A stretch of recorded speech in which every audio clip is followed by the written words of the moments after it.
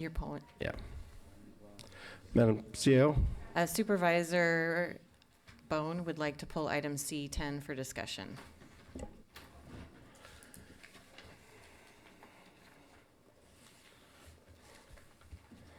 All right. I move that we approve the consent agenda minus C10. Second? Been moved and seconded. Do I have, is there any public comment on our consent calendar?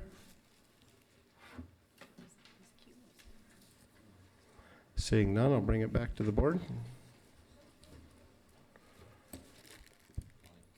Connie? I am going to, yes. It's not yours, though. Dreamer. But we will let Sally come up here.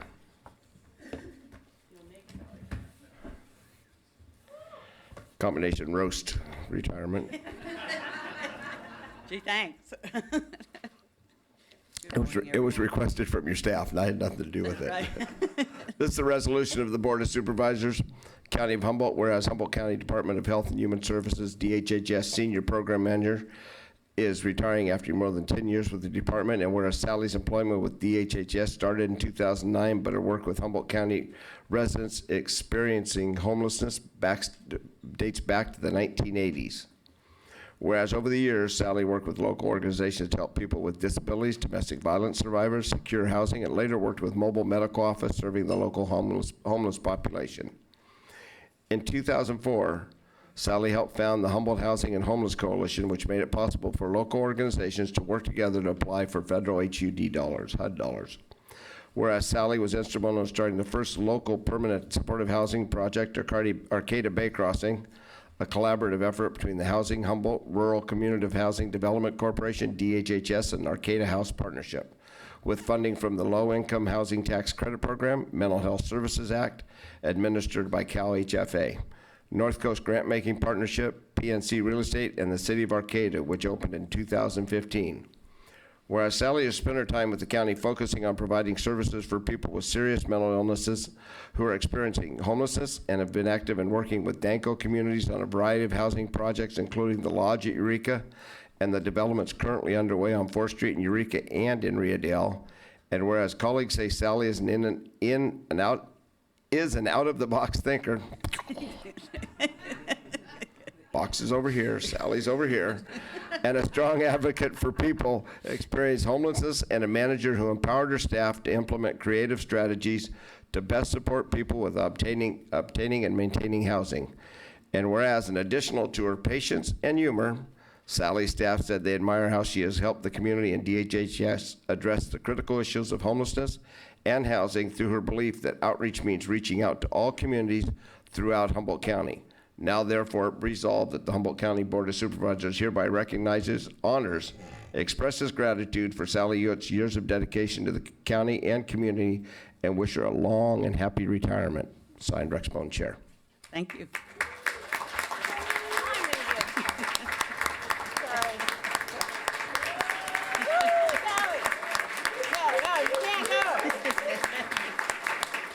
Thank you.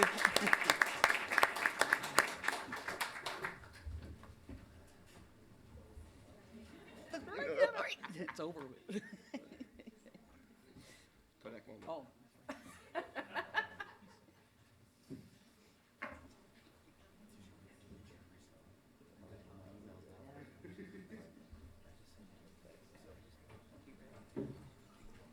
Thank you all very much. I really appreciate it. And I appreciate the opportunity that the county has given me to do something that I'm very passionate about. Work like this is never done by one person. It's always many people together to reach a common goal. I'd like to recognize my staff, both former and present. If you guys would raise your hands or something. These are wonderful people. Every day they are out in the streets trying to work with people with severe mental illness and bring them into housing where they'll be safe. Many people along the way have done lots of things. Simone Taylor is here, and she's a very wonderful person. Got some representatives from the Triple HC, Mike Newman is in the audience back here, and Mara is here. All of these people have worked to get us where we are today. So thank you very much. Thank you for the opportunity, and I'm sure I'll be seeing you all again. Thanks. And about 4 more items. In about 10 minutes. We packaged you well today. Connie? You can come up now. Or do you? Hey, this is your chance.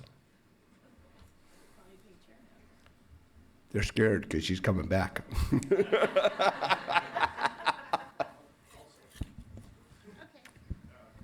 Robert Ward, Housing and Assistance Coordinator. You can raise it. Yeah.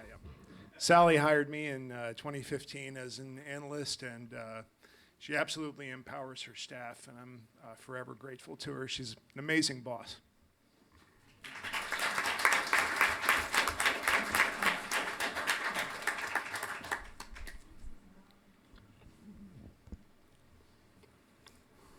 Jacqueline Culleton. I'm a program manager at DHHS, and I've been working with Sally on the housing initiatives for the past few years, and I've been at DHHS for many years, and I just have to say that her leadership has been absolutely remarkable. We've accomplished so much under her leadership as far as being able to meet people where they're at in their experiencing of homelessness, and bringing them into housing, because our staff were supported, and the relationships that she built in the community and the partnerships with the developers and the other community partners. So I'm going to miss her. Great, thank you very much. Wait a sec, we have Newman. He couldn't think about coming up sooner, but Yeah, I could. yeah. I'm sorry. Sally, we'll miss your helm, your rock on the helm there. You're always there as a business community member. Housing is very important for our economic picture here, and we all know that. I've been working hard with her. Sally is something special. So I just wanted to thank her for her many years here at DHHS and her continued help in the community here. Thank you. Thanks, Mike.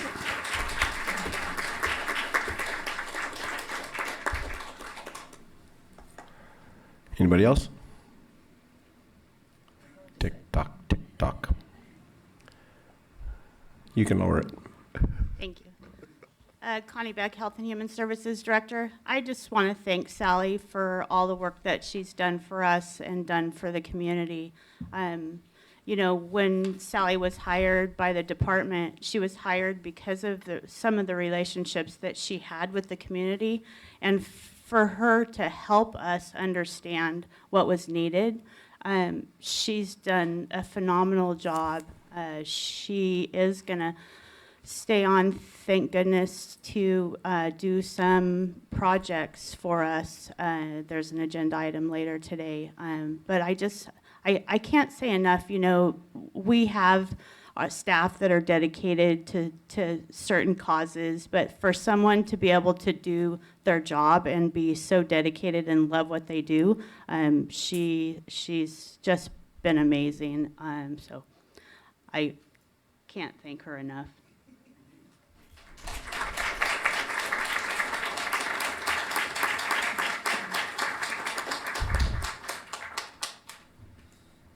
Is there any public comment on this item?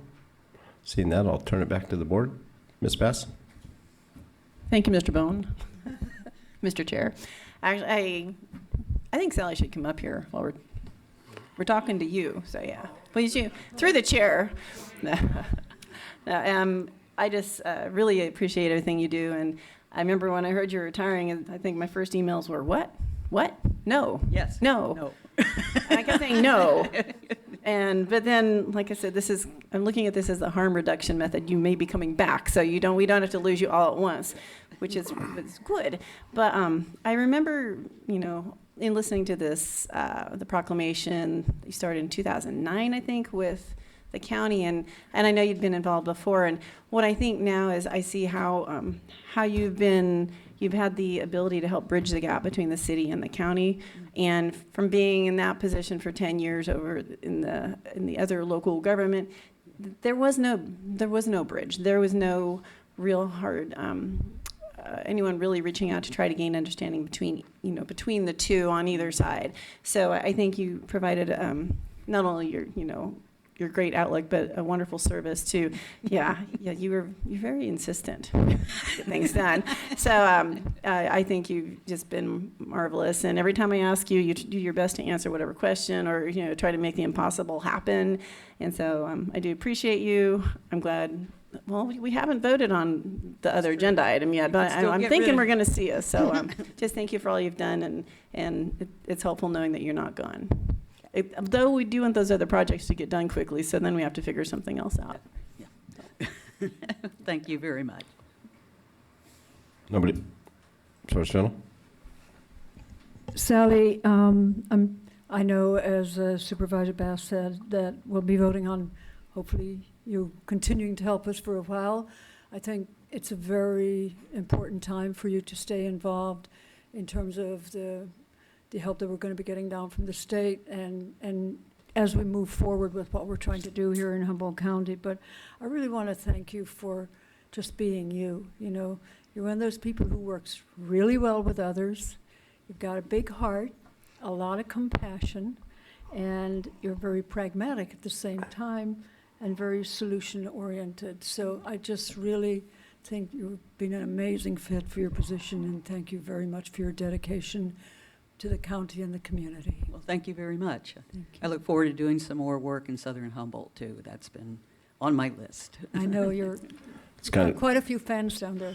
Thank you. I think that's why she was sucking up to you too, anyway, just so you know. So. That, too. Battle for your district, that a girl. Mr. Wilson. Chair, Bohn. Well, Sally. Well, I really got to know Sally working on the houselessness services work group for Arcata, which has been super productive, and thank you so much. It has been one of the most productive monthly meetings I go to, and I go to many. So I really appreciate that. The forthrightness, the bluntness of your demeanor is awesome.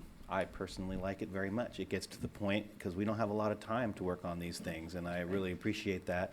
And yet, the realism and the get it done attitude, I love it. So I just want to let you know I appreciate it. I don't know what this means for your participation on this work group, but if you're not going to be there, I'm going to miss you. If you're going to be there, I'm going to be really happy. Yeah.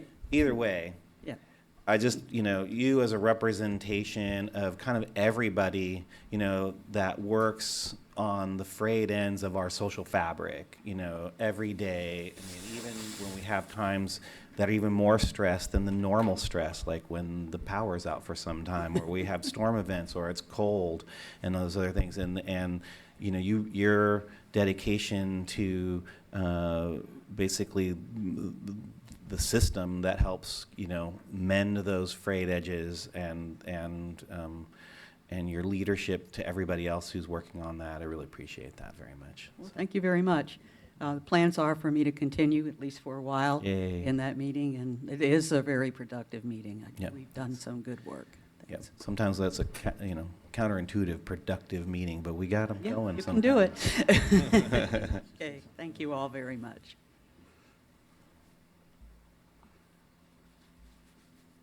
Supervisor Madrone. Thank you, Mr. Chair. Thank you, Sally. I've known you since you worked at Humboldt Women for Shelter. Many years ago. Many years ago. And you have been an important, valued member of our community, helping so many people. So thank you. Yeah, thank you. Ms. Nielsen. Sally and I started working together probably around 14 years ago when we were actually trying to put together the Humboldt Housing and Homeless Coalition. Sally worked for Mobile Medical Outreach, and I was the analyst in Health and Human Services. So Sally and I go way back, and Sally is an incredible source of information on housing issues and just such a valuable resource that it will be really hard to replace you, but you're not going to be gone for long. So thank you. Okay, thank you. Sally, thanks for everything. Sure. We've crossed paths enough, but hopefully you stay on long enough to help on a couple projects that are going on, and we keep hearing billions and billions of dollars from the state, so Yes. I want to quit hearing about it. I want to see them, so. Want to see and I it know in you- action. Yeah. That's why I'm so- sticking around. Exactly. You know, So- finally, we're getting somewhere and we have funds to do what we need to do. And there's a couple great opportunities Yep. we're working on, and I appreciate all your help on that. And I think it's a testimony, more so than anything else. Longevity's great, meetings are great, and everything else. But the biggest thing is when your staff and your peers are marveled by what you've done, rather than sitting there, as I told you, I says, you always wonder if they're clapping because you're leaving or clapping for what you've done.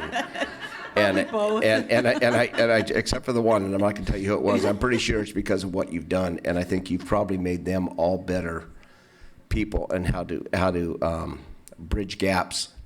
And it's as Supervisor Wilson calls it the fringe. It's not the prettiest part of the thing that DHH does. You're helping people that don't know you're helping them, don't know why you're helping them, and a lot of them don't think they need help.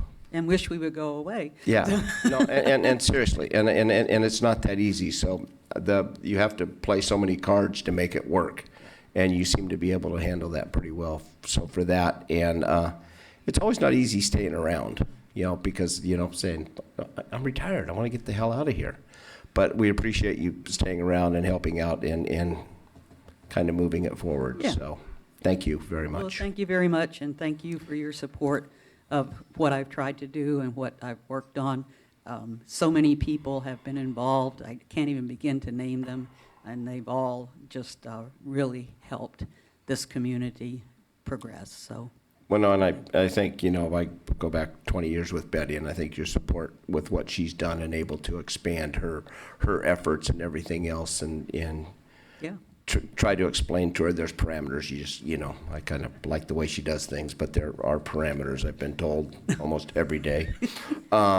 Sorry. There's rules with the money. Who would have thunk? So, All right. everything's appreciated. Thank you very much. Thank you all very much.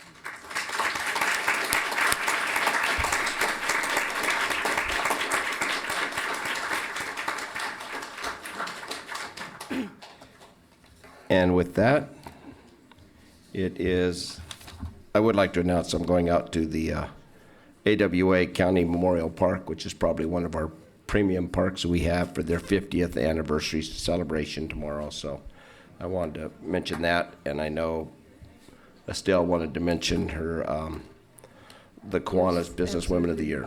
So, Thank you very much, Chair Bohn. I do want to say that I really want to give a big shout out to the recipients of the Business Women's meeting tomorrow. At the Kiwanis Business Women of the Year will be Jenna McClendon.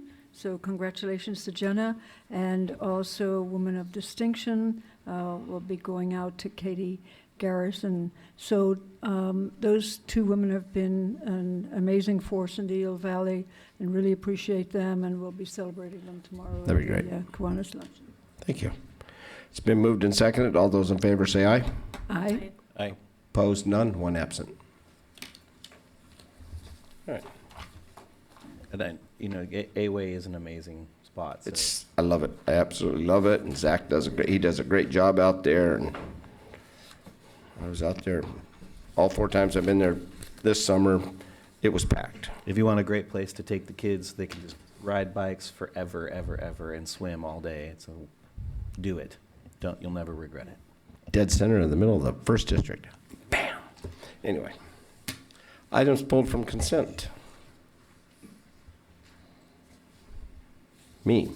There was some question by the public, so I decided I'd go ahead and let us offer them. I think what we're trying to do here, if I'm going to say this won't be the new norm for us anyway, because I think things are being adjusted as we speak on an hourly basis with our power plant issues and everything else.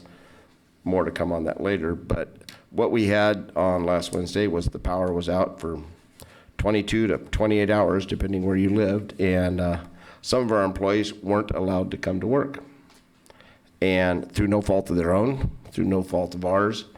And so this is trying to address our full-time employees and our extra help employees to make them whole. So the big thing about this is it is budgeted already. I think the confusion is it doesn't say how much. And I will throw in that a lot of our employees did a great job during that shutdown. Jefferson? Chair, if I could just expand, I looked into this with the Human Resources Department, and really the issue is that under federal law, the Fair Labor and Standards Act, that we would have a distinction between salaried and non-salaried people. We looked at the board salary resolution from the 1980s, which is also the same language that is in essentially identical in all the MOUs, and it deals with emergency situations, but it doesn't really cover this kind of situation. I don't think that was something that was thought about. So we're here before the board to get authorization to make sure that we don't have that disparity where some employees are paid and some are not, because under federal law, the salary employees would be entitled to their pay when the workplace is not available to them. And that would be anything up to 5 days in duration. Over that, there's different rules. And then the resolution would also authorize for events of less than 3 days for this to be designated for staff to take care of this in the future. Right, and I don't think, it may seem old, but up until the new power plant was built out at King Salmon, there was always a switching station so they could backfill the power. This, we found out, I think they found out too, that they couldn't do it. I think that surprised them because obviously they attempted. So I'm sure that's going to be remedied. But with that, I'll open it up to public comment. Thank you, Chair Bohn, for pulling that. I'm the one who requested that. Thank you for a little bit of clarity from Jefferson today. My question was, and I'm the furthest from being a climate change denier there is. This is the new normal. Not just this being shut down, PG&E, our grid's going to go away on a regular basis. So you could be looking at as many in the near future as 10 different times when you're having your employees shut down for 3 days, but it sounds like it should be for 5 days. There seems to be a discrepancy between federal law and what you're actually, I guess it just would have to come back to you. It still would be 5 days, but it'd have to come back to you for additional approval. My major concern was, it says financial impact, and that's what I always look at first. Authorizing payment for employees who are unable to work regular shifts due to the PG public safety power shutdown will have no financial impact on the county, as these employees' salaries have been included in the fiscal year 2019-20 budget. But there is a potential difference between how much money is going to be spent on that budget, is my understanding, without this being put in place. And especially since if you're looking at 10 of these things potentially happening for 3 days or 5 days during the year, you're talking hundreds of thousands, if not millions of dollars. To me, it would have been appropriate to make some kind of assessment, at least what this 1 day thing would be different as far as pay goes. I can understand you wanting to have parity with your employees. It's good for morale according to what you have here. But there's other things we don't have parity in also, such as $1,000 for each person to have for their own personal trainer or hot tub or whatever. So we are lacking parity and we are lacking morale. So that's a concept you need to work within. Without having the information as far as actual, I guess it'd be potential savings, there's a difference in money here. And the financial analysis didn't happen. So without knowing that, it would be very difficult for me to be sitting in your positions and make this decision. And then, of course, extrapolating whatever you think climate change is going to do to us in the future as far as shutdowns go. And I don't know, this is setting precedent for PG&E, but what happens when our cell towers cease to function and we don't have a cloud anymore, or we don't have access to those things? Those are all things I see happening in the future, and without knowing the cost of this, it would be impossible for me to support something without knowing the actual potential difference in finances. That's my main concern here. It says many employees were affected by this, and so I don't know whether the percentage of many, is half your employees are now going to be paid, whereas they wouldn't be. I can't tell. That was my concern here, is just what is the impact? Great, thank you. Anybody else? Seeing no one? Supervisor Fennell? Well, I understand why we have to do this. It is maybe not a new normal, hopefully not, but it's definitely a new day, a new approach by PG&E. If we would have had extreme temperatures and high winds in Humboldt County, we might have had a disaster that was averted. So there's a lot in there that would be different in different occasions. This was not a great scenario. We were told right at the beginning that we would not be included in this shutdown, and then we were told at the last minute that we would. And so to a certain degree, it didn't have the same fine clarity as other counties did. We were not, we actually were in somewhat of an emergency because we weren't prepared, because it came at us at the last minute. So in that regard, I see it as an emergency. I do think that we need to look in the future to how to build up our resilience and our independence from these kinds of situations, and I know that we're all going to be looking at that. But in the meantime, I don't want our employees to suffer because of that kind of a situation. So I would move staff recommendation. Second. It's been moved and seconded. Supervisor Madrone? Thank you, Mr. Chair. I just want to point out that our power never went off. It was the electricity that got shut off, but not our power. And I don't say that facetiously. I say it because this is a great example where even though we weren't able to come into work, doesn't mean we can't get work done. And with good preparation, one can even get some work done at home. So that's the way I looked at this, as a great opportunity to learn from the experience and to realize that we're not powerless. We have a lot of personal power in all this. We have a lot of community power to prepare and to work on our resiliency and things like that. So it's just really important to recognize that this was electricity that got turned off. And we still have the power to plan, to work on things, to be even better prepared when the next one comes. So thank you. Supervisor Wilson? I think one of the ways we might be thinking about resiliency is thinking about preparing for this in other ways as well, in terms of working with our labor unions and understanding how best that we can have folks who can't come into work still be useful and helpful in the response to whatever these things are. And that's not to say people aren't already. And I want to just really have a shout out to our employees that really, that had the opportunity to come into work, because I know a lot of people wanted to come to work, because to be quite honest, you lose a day, it might sound like a vacation day, but oftentimes it just puts you behind and it stresses you out, and it's really not actually that awesome. And so I want to also point, we talked about DHHS, we had a lot of people working overtime to reach out to those most vulnerable in our community to make sure that they were okay and follow up with them and all their clients, and I want to make sure that we recognize that, and the public works folks in every one of our cities and in the county, keeping the water running, keeping the sewers going, keeping, basically keeping functional civilization together while the power was out, right? And that we really take that for granted quite often. And then of course our emergency services folks who were working double time.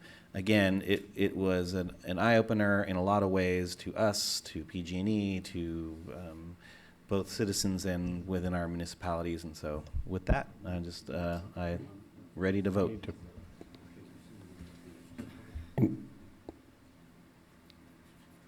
Okay. Yeah, you're exactly right, Supervisor Wilson. I was in OES for quite a while, and the DHHS people stepped up. Our most vulnerable and I want to thank Blue Lake and Bear River, who were helping us out to have rooms, who were already full, made room. So the people that were most vulnerable, whose medical needs need to be met with power, it was pretty amazing watching everybody work and what they did. And when the power finally went off here, we all had to go outside and look at the power go out. So who would have thunk? But the employees that did show up that we had to send home because there wasn't enough work for them to do in OES because everything was handled. Humboldt Bay Fire, we had great work with the city of Eureka. I know just all the cities, everybody stepped up pretty good because you're right, we are by far not powerless, but we did find out our limitations. So I found out if you're on a sewer pump, don't flush your toilets. So the little things you remember too late. Anyway, with that, it's been moved and seconded. All those in favor? Aye. Aye. Opposed? None. Thank you. And thanks to everybody for all their help.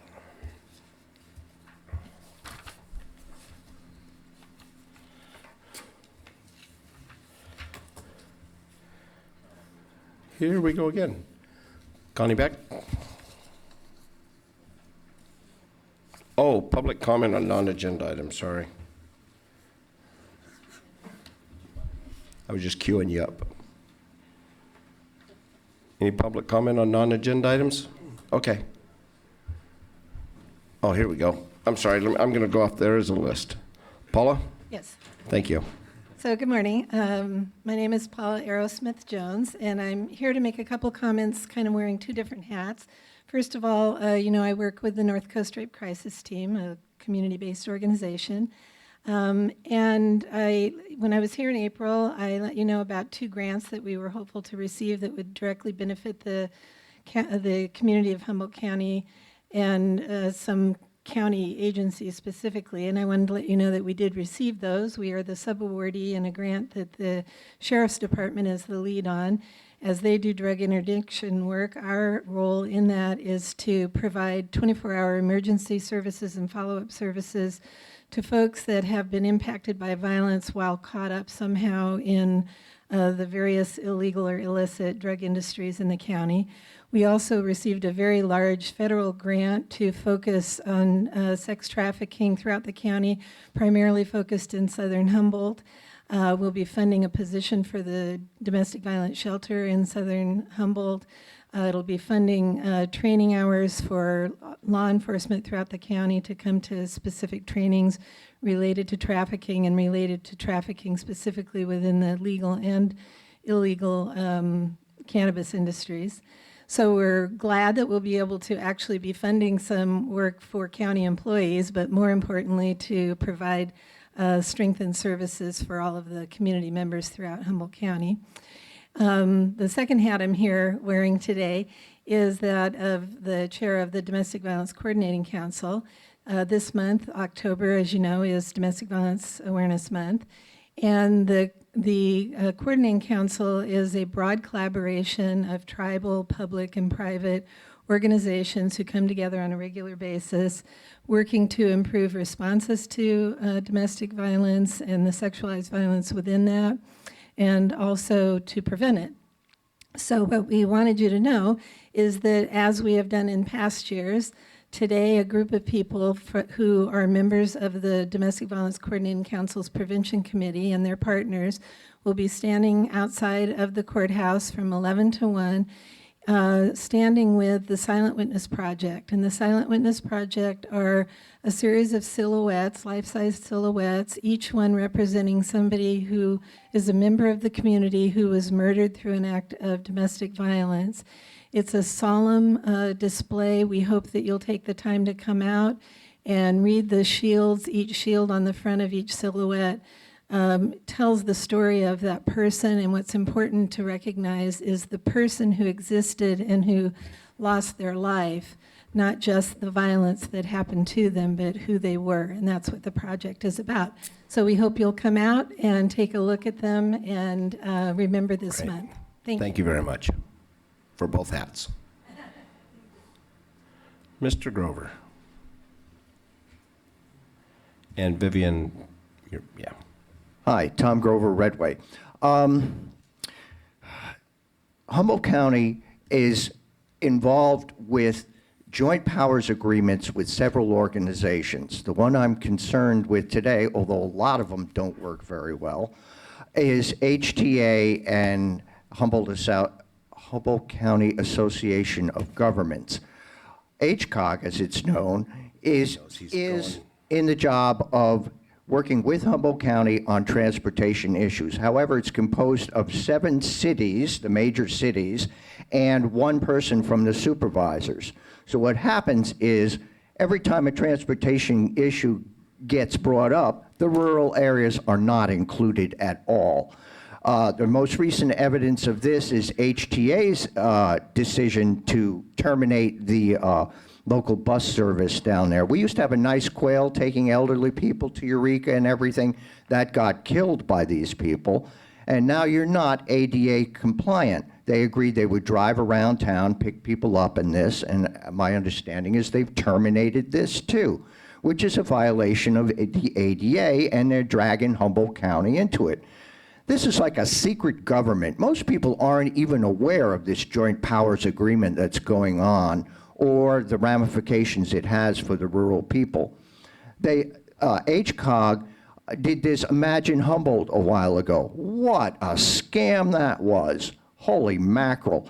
Their vision of the future, they're supposed to do transportation, and it was doing planning. And then they said, oh, this isn't planning, and then they asked it to be included in the GPU.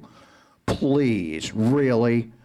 So this always goes on. And by the way, a couple of years ago, HCOG got rid of all the people from the public that were supposed to help them make decisions.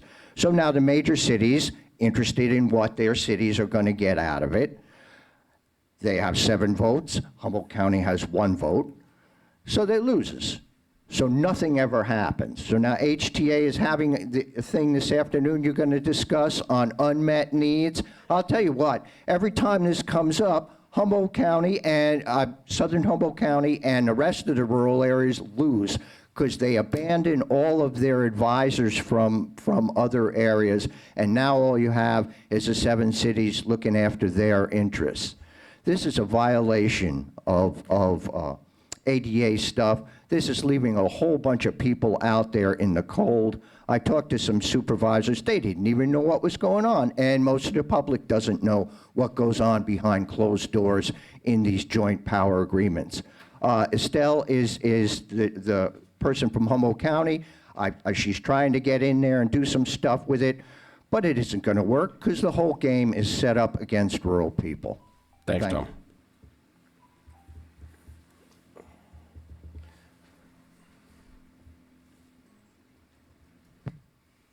Good morning, Chairman Bohn and supervisors. Vivian Hellewell, Pacific Coast Federation of Fishermen's Associations and the Institute for Fisheries Resources. It's been hard to believe, it's been 5 years since this board passed a resolution calling the 3rd week of October Wild and Scenic Rivers Week. And here are some copies of that resolution. Based on several conservative leaders who passed conservation laws protecting our free-flowing rivers, and Governor Reagan, who stopped the dam at Dos Rios and included many of our rivers in the Wild and Scenic Rivers Act. Recently, Congressman Huffman gave a listening session in Arcata on the Magnuson-Stevens Fishery Conservation and Management Act.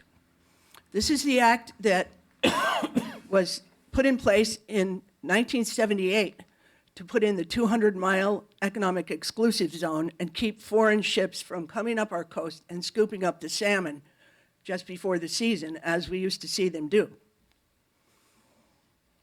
And so, in 1978, Senator Warren Magnuson wrote a foreword for a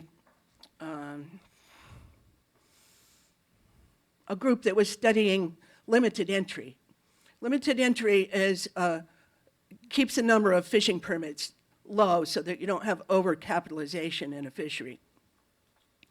And he said, in addition to their significant contribution to our economy, commercial fishermen are joined by a steadily growing number of recreational fishermen with interests in the fish resources. Those who supply and service fishermen and process and market their catch also depend on the abundance and quality of the fish resource for their livelihoods.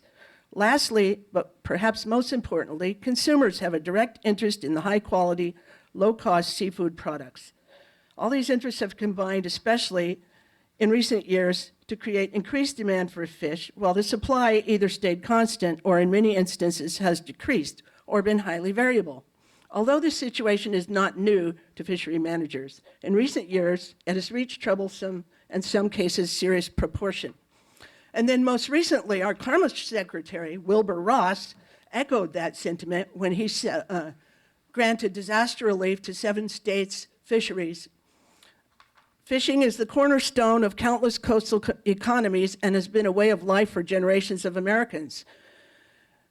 The critical role fisheries play in their communities, the risks they face from natural disasters and other causes beyond their control. So I just want to remind you the importance of the beautiful Trinity River, the 50,000 acre feet of water that we're trying to protect. Thanks, Vivian. Thank you very much. Appreciate it. Alexandra Profant.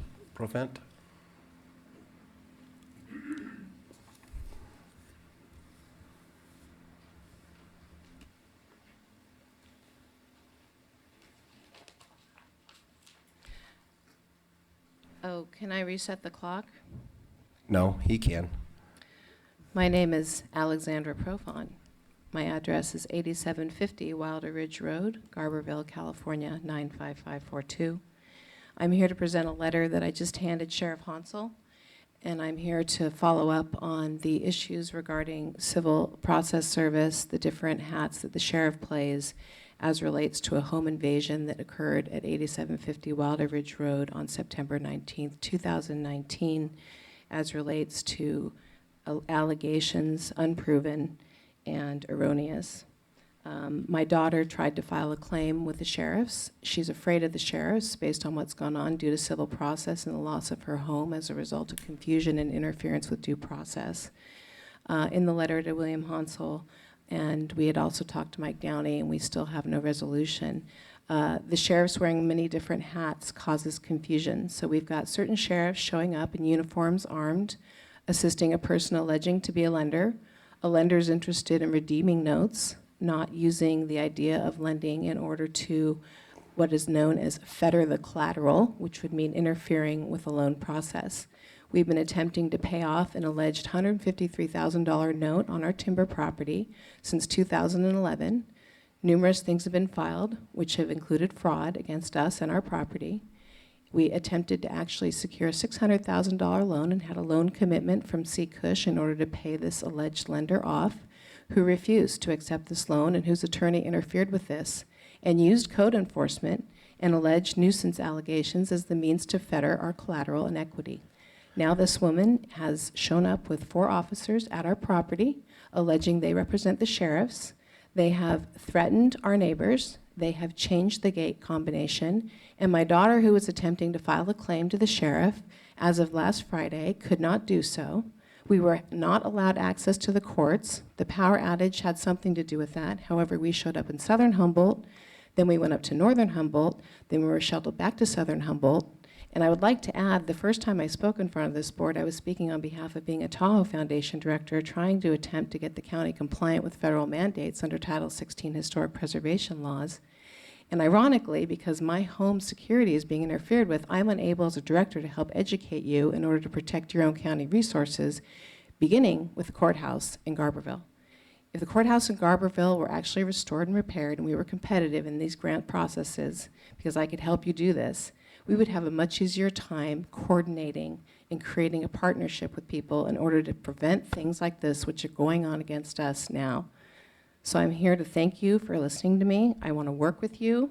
However, the sheriffs have asked if we want to sue them based on what's going on. To date, we still have no warrant produced by Fish and Game. Thank you. Great, thank you. And the next name is Camsho. Begins with an A. If you sign this, there's only one other name on there, and that's Peter Profant. So, thank you. Or George. My name is Art George. I'm kind of here with two hats, actually three, but the two that I want to recognize is I'm up from Lake Tahoe, Alexander Profant and the Tahoe Foundation. We're kind of partners in a way that I'm helping with our architecture and designing a better formula for this country to look at when it comes to living, sustainability and whatnot. And we also have material on this property that right now I have no access to that material that belongs to us as the Tahoe Foundation. So I'm not really sure what the process is to making sure that we can get access to our wood material that we have stored there. But also on the second side of it is we did a Sacred Estates document in 2010 for the Washoe in Nevada and California. And in this document, it allows us to represent nature and speak on behalf of the land, animal, and water as management principles. And since that time, there was a bill that came out. It was called Senate Bill 412 in Nevada, and it had to do with putting the plants and the standard of natural medicine underneath the Medical Association standard in this country, which the Sacred Estates document tells that you can't do that. So under our laws as Native people, we still listen to the Creator, we still listen to the Spirit, so we're allowed that encyclopedia of information to continue to flow through us.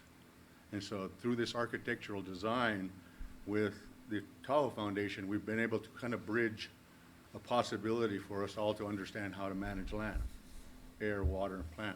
First, we have to manage each other. And so finding the right laws and finding the right processes which people follow is the best possible route.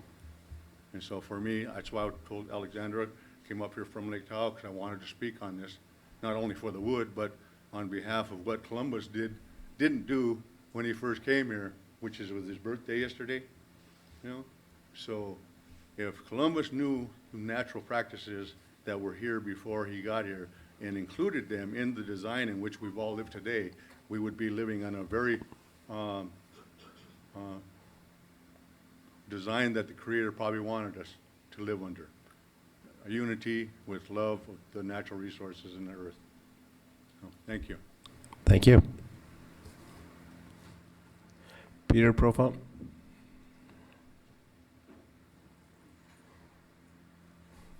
Good morning, everyone. I'm going to get better at this. I was here last week with my name is Peter James Profant, by the way. I was here last week with a fragment of my front door that had been damaged during a raid on September 19th.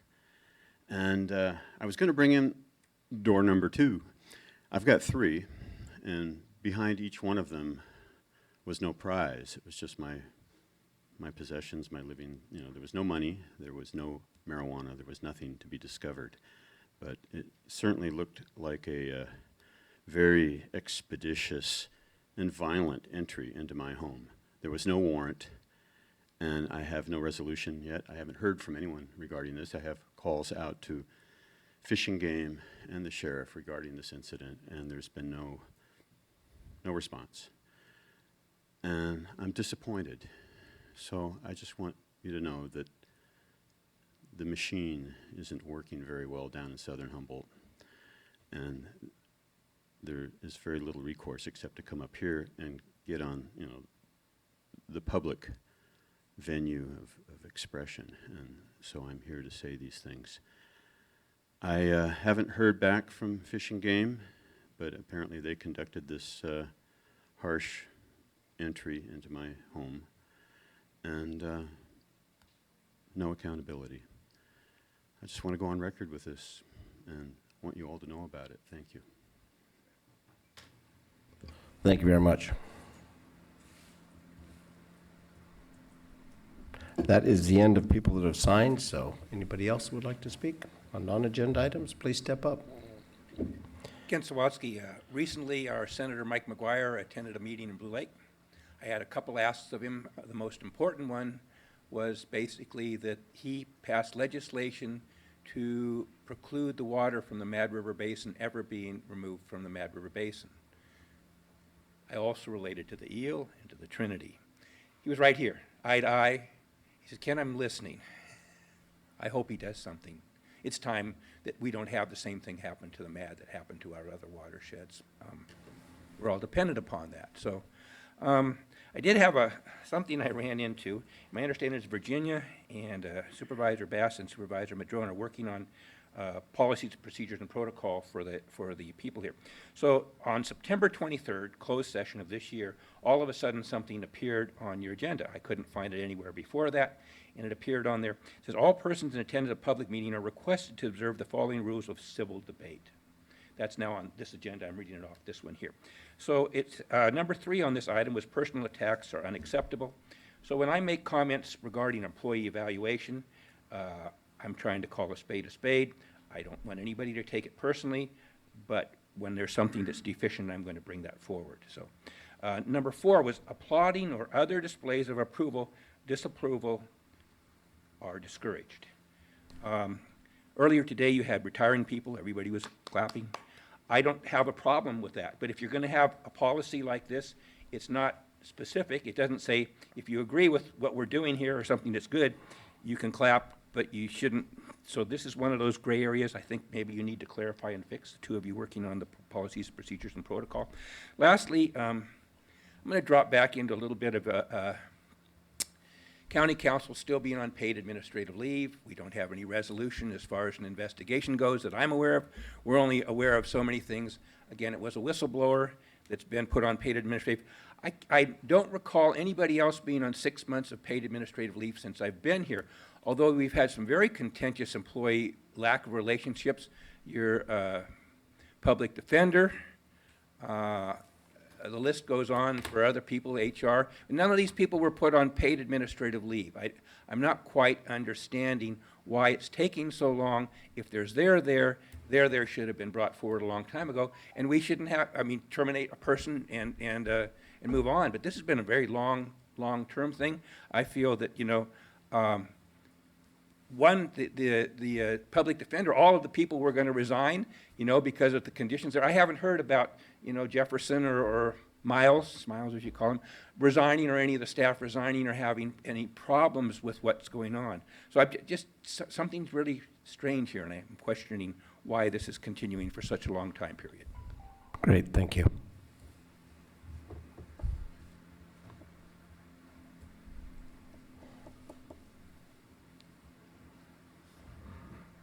Holly Klingel. I was a little slow on the uptake. I think we need to do a shout out to KMUD for their exemplary service during the blackout. That was where I got my information. As you all know, I'm not a computer person. I just have a track phone and an AM/FM radio, and I survived. But the other thing is, y'all know the ongoing saga of my mentally ill AOD daughter. She's sheltered now, and the situation is getting worse than it had been. But as y'all know, I will keep you posted and continue to be a squeaky wheel. I'm Sally Hewitt. Again, I was slow on the uptake. Sally is someone who speaks truth to power, and as Mike said, concise, coherent, meaningful answers to tough questions. So, and back to my daughter, things are so much better than when we started down this road 10 years ago. And I know you all know a lot, more than you probably, well, no, that's not true. I know you all care. And I am so grateful for the improvement that I've seen in the way we handle those of us who are at the frayed edge of the social contract. Thank you. Thanks, Ollie.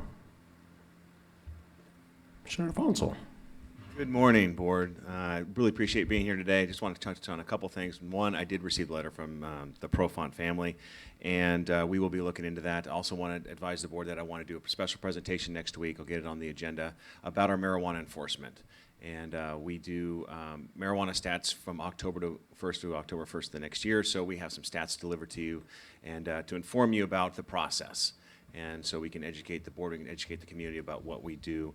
I do want to assure you in this case, too, there was a valid search warrant, Fish and Wildlife search warrant that we were investigating. And so we'll talk about the complaint process and what people can do if they believe that, that there was a policy violation and those kind of things. So there's avenues for people to put in a claim if we damage a door, damage property in the midst of a search warrant. Next thing, public safety power shutoff.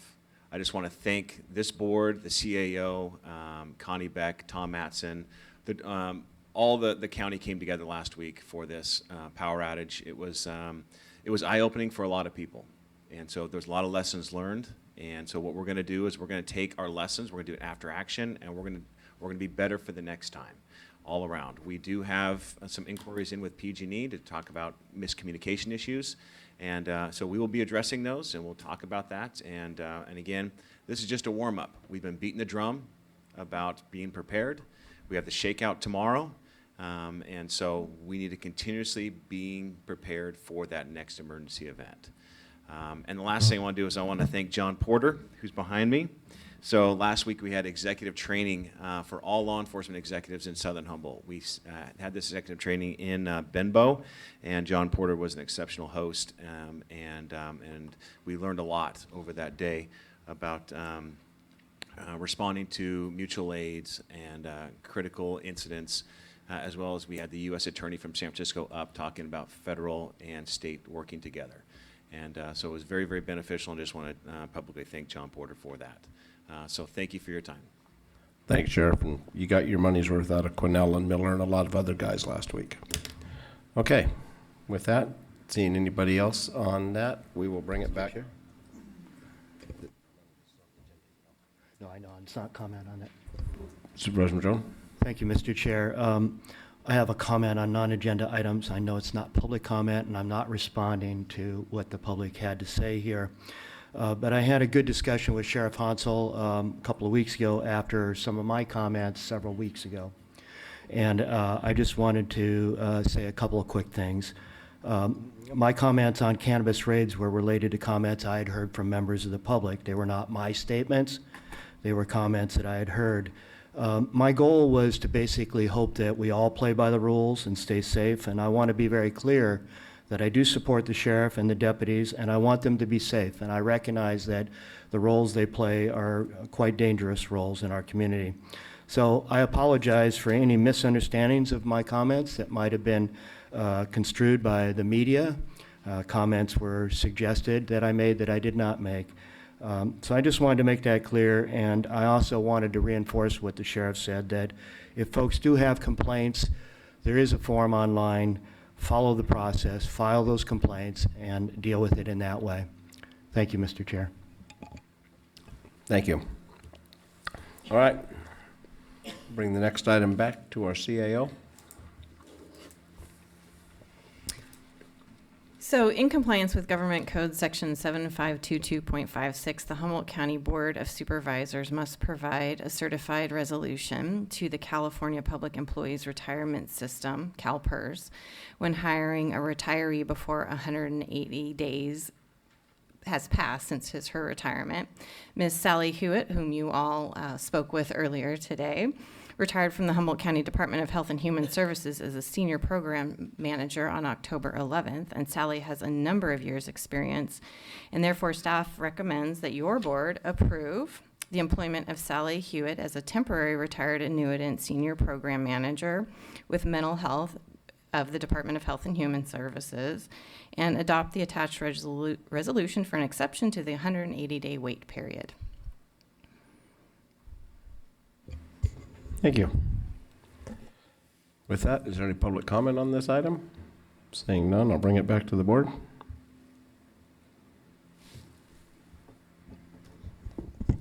Supervisor Bass? I move staff recommendation.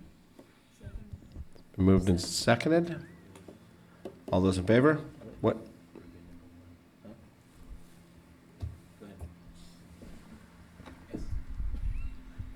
You guys? We're good. All right, I didn't. Do you have any comment? No. To the public? Okay. All those in favor say aye. Aye. Opposed? None? What's the problem?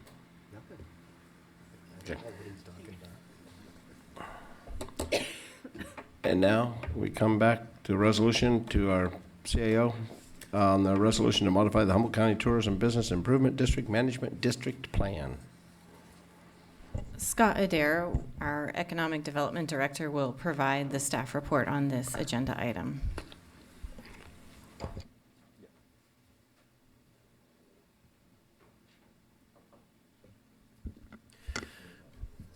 Good morning, Chair, Supervisors. I'm Scott Adair. I am your Director of Economic Development.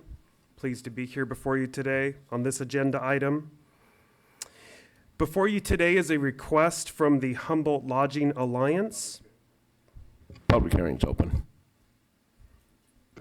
Before you today is a request from the Humboldt Lodging Alliance to modify their management district plan for the Humboldt County TBID, or Tourism Business Improvement District. On September 17th, your board received a resolution declaring their intent to modify their MDP plan. Last year, the CAO's Office of Economic Development was contacted by an advisor and consultant hired by the Humboldt Lodging Alliance to work with their advisor to be the legislative vehicle for presenting this agenda item to your board. This proposed change to the MDP would remove short-term rental operators with 5 units or less from the TBID collection pool. It's important to note that impacts to the county would result in a reduction of TBID income by approximately $109,000 to the unincorporated areas of the county and $185,000 to the county as a whole. This does not... Scott? And that's just an estimate, isn't it? That is an estimate. Because we get and just a clarification that came up that I found out, that we just get a check every month from, and it doesn't have a breakdown that it came from the Joneses, Johnsons. So it includes hotels that are actually on Airbnb. Is that right? Yes, our team worked closely with the county treasurer and the treasurer's office to review and assess what the financial impact would be for this proposed change to the MDP for the TBID. Our county treasurer is here today, and I believe is happy to also answer any questions that your board may have with regards to their activities on collecting TBID revenues. Great, thanks. It's important to note that this would not result in a reduction of transient occupancy tax, or TOT. I should point out that previously, when the TBID was formed, your board previously determined that the HLA would serve as the owners association for that TBID. And it was recently that the HLA by a vote, or the HLA board by a vote of 17-2, moved in favor of presenting these modifications to your board. The HLA is present with me today. Members of their board to answer any questions that your board may have. I also know that there are residents in the room, some of whom I've already talked to, who have an opinion on this matter, and I'm sure they'll be sharing that with you during public comment. That said, are there any other questions for staff or for the HLA? Can I get a clarification, just because we're not getting rid of Airbnb, we're not disallowing the county itself. I remember working with our tax collector 4 or 5 years ago, and when we sent off a letter at the request of an Airbnb person from Ferndale saying, she was actually holding the money till we actually collected it and we didn't retro it. But we're going to support them in any way we can, and we're still going to collect it in the appropriate areas, right? That is correct. This is not, this agenda item today and the proposed modification to the MTB is not to abolish or remove short-term rental operators. Okay. I heard that from a couple, and I thought it was getting, okay. Supervisor Bass? Thank you, Mr. Chair. And I think we've all gotten some emails that have some different questions or information. I'd appreciate if the chair would maybe take the public comment first so that the HLA actually knows what questions people are asking so they can respond, because they have done a lot of work on this. So whatever, I just want to make sure that I can do it either way. I was hoping that maybe they presented, maybe they would answer some of the questions, but if you'd like it, that doesn't matter. Either way, I just know there's quite a few thoughts. Supervisor Wilson? I do want to mention, though, that there was a significant amount of confusion from business owners, specifically short-term rental owners, about whether this decision had already been made, for one, and I received more than a few phone calls and emails about that. And so there must be others out there who are probably confused as well, who didn't reach out, who don't know or don't understand that this was actually a decision-making process for today, and that they felt like the messaging to them was not clear. So I just want to point that. So whether it's clarified here today, there may be people who are not here because they felt like this was a fait accompli or it's already been done. So. Supervisor Fennell? Yeah, I agree with Supervisor Bass. I'd like to hear what the HLA and the other members of the public have to say. I will say, though, that just briefly, this whole tourism business improvement district was aimed at professional hoteliers, et cetera. I mean, that was basically the idea. Airbnb has kind of come in on top of that. So a lot of people who are involved in Airbnb are not necessarily involved in the industry per se. They're making some money off of a room in their house or their house completely, et cetera. But the bottom line is, I think some people didn't understand that this will mean that they will not be paying dues as part of this district. So I want to make that clear also to people who might have some confusion about it. It will mean a reduction in their costs. Okay. I will open it up to public comment.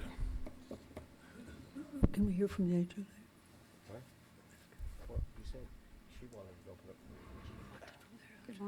Good morning. My name is Christine Hahn Vertical. I am the owner of Curvaceous Half-Acre Airbnb in Bayside, California, and I have been contributing the 2% tax since opening in October of 2017.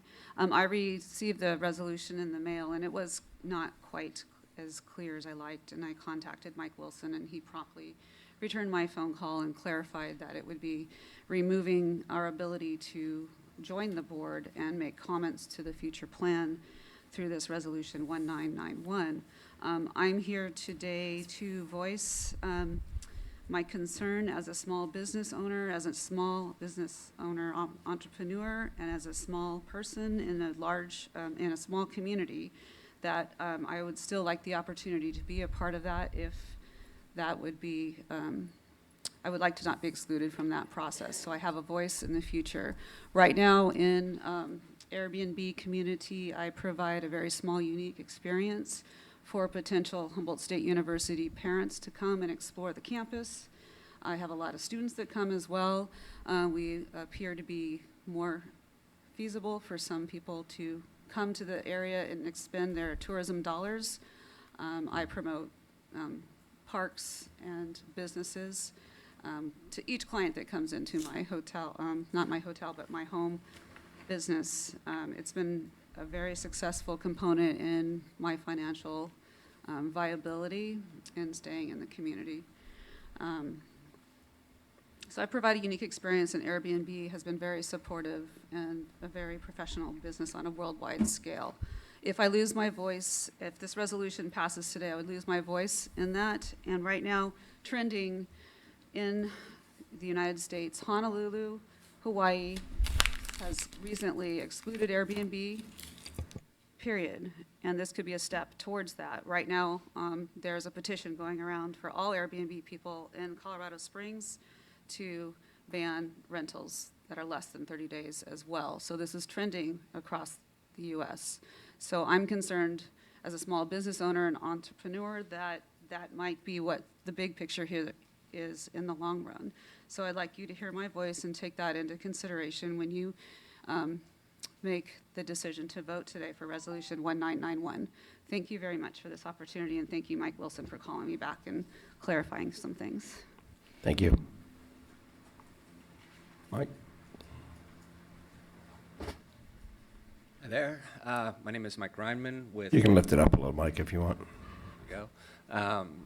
Thanks for your time on this. I represent a lot of vacation rental owners, and my business, Forever Coast Vacation Rentals, but also people in general that have them. And then I am on the board of the HLA, and I was one of the 2 dissenting votes to this change.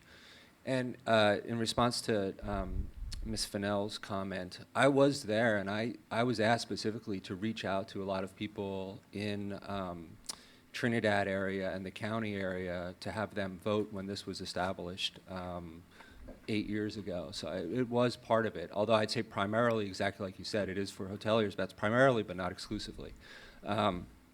So just some comments. Just like you had just said, Airbnbs allow people at all economic levels to gain from Humboldt County tourism. That's a big part of this. In my opinion, part of this that's happening here is kind of big money, multi-generational owners of hotels that don't like what's happening. They see it as a threat, and as they've said, this is what other TBID groups are doing to kind of push back a little bit. That's really what this is. Just a few other points. Airbnbs and vacation rentals in general as alternative accommodations do need to have, to continue to have a voting seat at the HLA. It's important because it pushes for tourism to the area. It's what it does. Not having a seat there would be crazy, especially because now it looks like we're a little more than 10%. It looked like the numbers were around 13% or so of the TBID.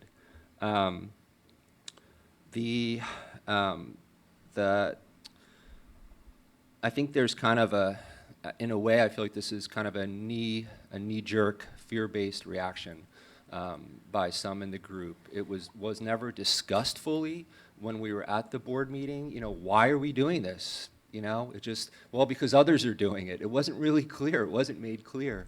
And I think it was just the threat. The thing that I've shared with you folks is basically the idea of making it ratio-based, the votes. So if we're at 10 or 13%, then limit the seats on the board to that. I understand maybe there's a challenge doing that, but I think that's the way to go. And finally, I ask that you side with the majority of the TBID voters on this issue and do not exclude the vacation rentals that are less than 6 units from a vote. Keep us at the table. I think it's really important. Thank you. I appreciate your time. All right. Thanks, Mike. Next.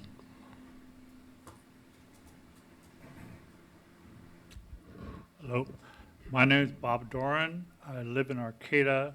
My wife and I run a Airbnb called Black Cat Hideaway. It's right there by the campus. It's located where you got a lot of business for students and parents, but we also get people from all around the world. We offer a concierge service. Look at it. We help people who are coming into the county see what's there, whatever that is, whether they're looking for a nightclub or a walk in the woods or the beach. You know, tell them go to which beach to go to. Anyway, I actually ran for the board the last time they had an election. I didn't win, but I'm interested in what's going on, and particularly interested in this pool of money. This is $1.3 million that they oversee in our money. You know, I pay it every time somebody comes and stays at our place. I pay money to that fund, and it's not a lot of money. And you know, maybe I should be thankful for the fact that I don't have to pay it anymore. But I really think it's important for us to have some say where this money is going. I would like to see this money go into supporting Humboldt County culture. There's more to Humboldt County than Redwoods. There's all sorts of things going on in the county that could be aided by this money. Basically leaving the Airbnb operators out is just ridiculous, and it doesn't make sense. And just, find out, yesterday I spent the day on the phone. I talked to Mike a little bit. I called Karen Deemer at the city of Arcata, who's the city manager, who supposedly got this letter, but she didn't even know this was happening today. I talked to the finance department because I wanted to find out what information I could get from them. There are over 100 operators in Arcata who are, so they included in our packet that downloaded online. There's a list of all the operators, right? Well, they don't list the Airbnbs because there's hundreds of them in the county, and that we're small businesses, we're mom and pops. We're not going to be pushed out. It's a process. That's it. I don't really see a reason. I don't understand why they see us as a threat, aside from the fact that we're obviously growing in our impact on their business. It's not that major, but Thank you. That's what. Okay. Anyway, I would urge you to vote down. Thank you very much.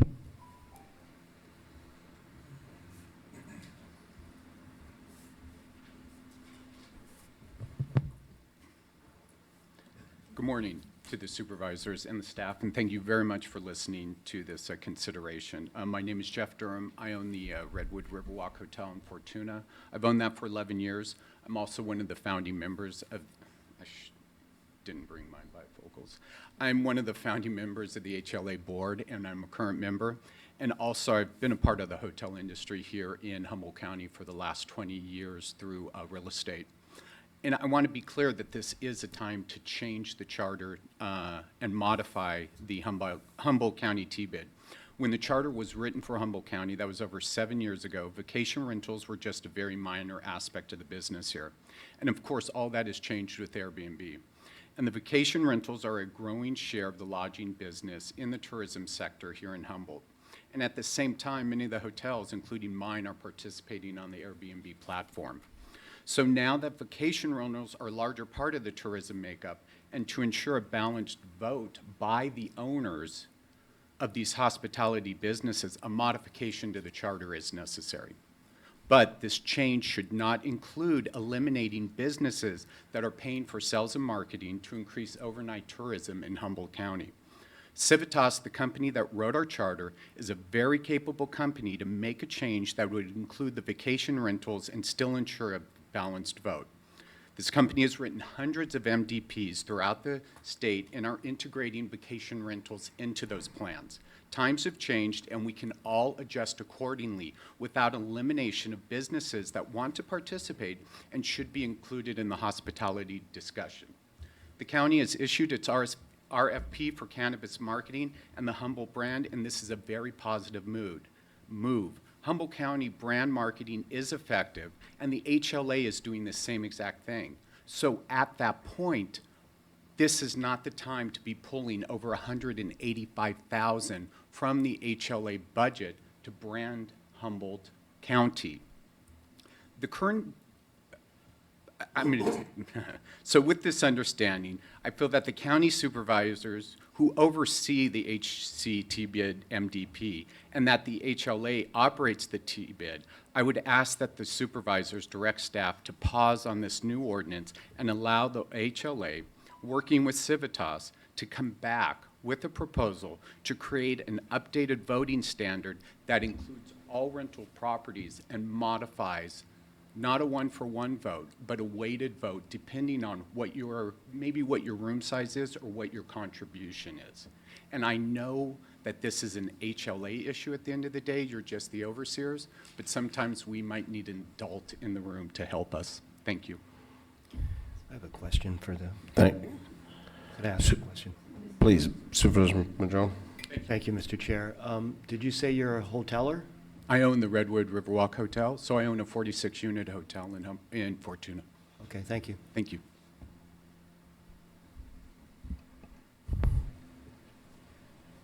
I don't know if you're in a hurry on this thing, if there's some time constraint. Otherwise, it sounded like the last speaker had some things that might be worth looking into.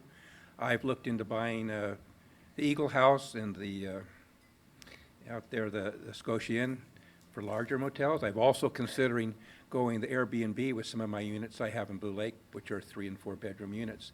So there should be some way that everybody can pay into the thing, and of course it's pay as you play. I guess nobody would be paying if they didn't have a representative or seat at the table. It should be able to be set up percentage-wise, and I know there's other constraints in here.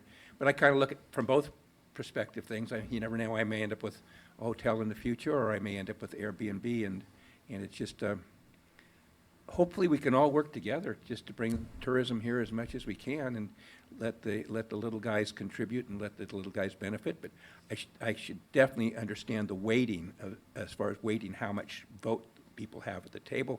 For those who have really large sums invested in the motels and contribute a mass majority, then they would have a majority to say. But I'm looking forward to listening to some of the larger hotelers. We just heard one of them. That's a pretty good sized motel. That's right on that break-even point, where it's not quite a mom and pop. You got to get 50 rooms or thereabouts. Okay, thank you.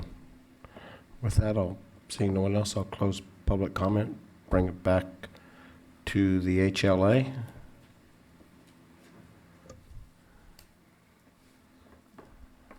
Mr. Porter. John Porter, Benbow Historic Inn and Benbow KOA. I encourage you to vote for this recommendation.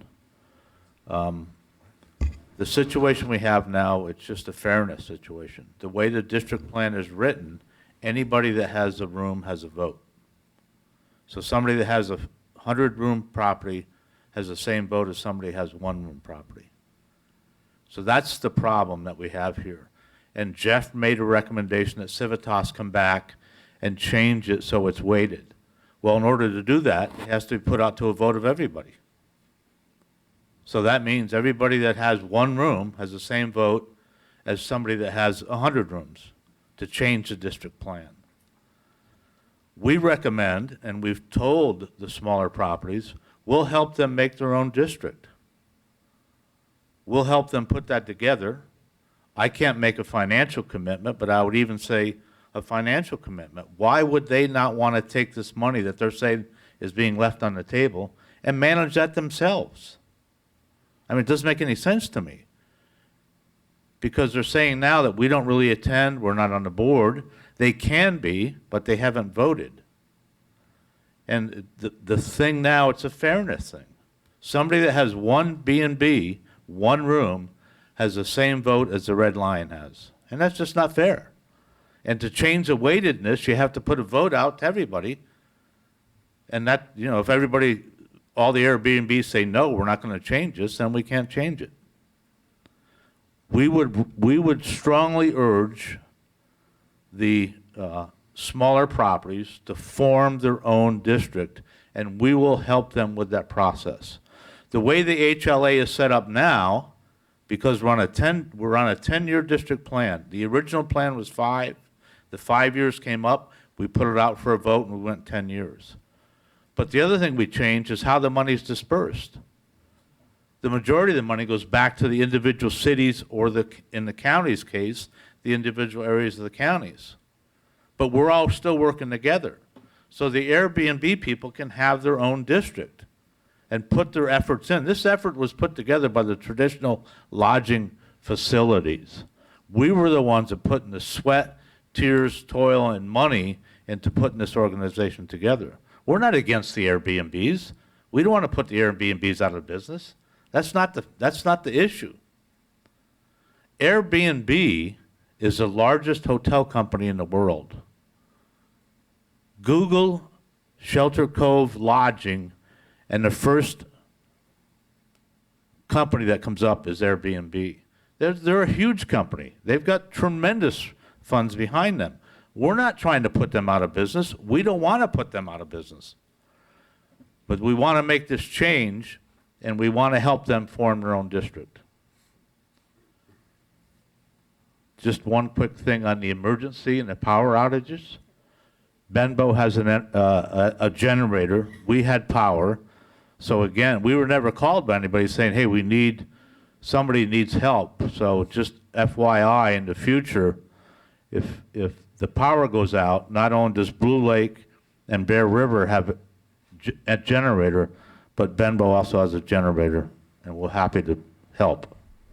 As always, thanks, John. Appreciate it. Lowell?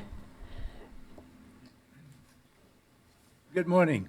I'm Lowell Daniels. I have the Victorian Inn and Redwood Suites in Ferndale. I'm a member of the HLA and serve on their board of directors and have since its inception.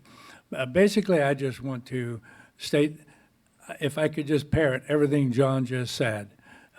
It's very true.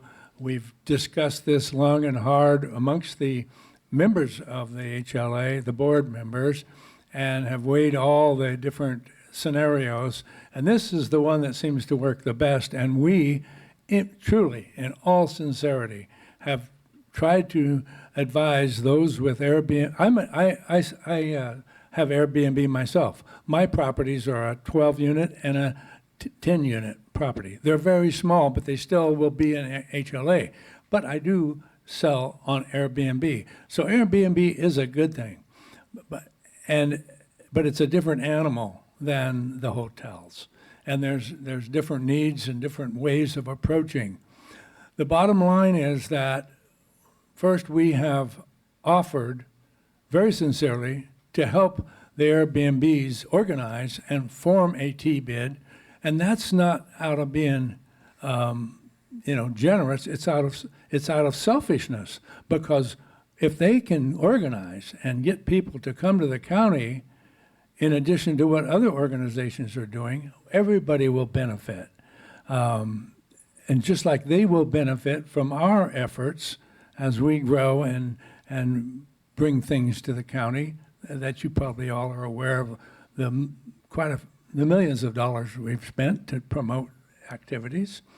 So the first thing is we want to help them do that. And we've even mentioned, hey, if you've paid in the past, we can calculate what that is, and we'll even front that to you to get somebody like Civitas. I even believe Civitas has agreed to help them if they wish. They have to band together. So I think we need to allow the organizations, by that I mean the hotels, like somebody said, professional hoteliers, the opportunity to continue to run their organization that they founded as it was founded, and not to diminish the Airbnbs at all. One problem with Airbnbs, we don't even have any idea who they are. They're not licensed, they're not inspected, and there's no oversight, and Airbnb collects the tax and pays it to the county, but I challenge any one of you to go to Airbnb and find out who those people are that have the Airbnbs. They will not tell you. The only ones that you know about are the ones that are up front and out in the open and legit. But there's a lot of them that you don't even know they exist. You're getting the tax from them, the TOT, if Airbnb is collecting it properly. Anyway, please, vote for this so we can get on with our business and keep helping. Thank you.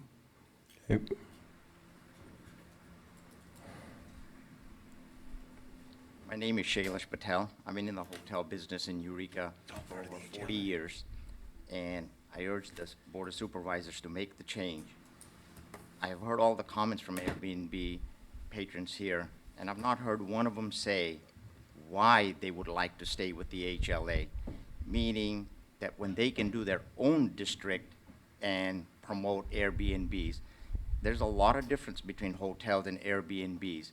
The way hotels are developed, from the fees we pay, the way we are audited by the cities on the taxes, where Airbnb that collects all these taxes, nobody can audit them. So they could collect $1 million and only give basically 50 to the city, and you wouldn't know. As Lowell just pointed out, nobody knows what the underground economy of all this is. Not only that, I think we would be better served promoting tourism for both ends, Airbnbs and hotels, if we were marketing separately, because there is a lot of differences, and there is a niche what people want for Airbnbs. There's things that people want at a hotel. And I think it'd be best served by the separation. So I urge you strongly to vote in favor. Thank you. Good, thank you.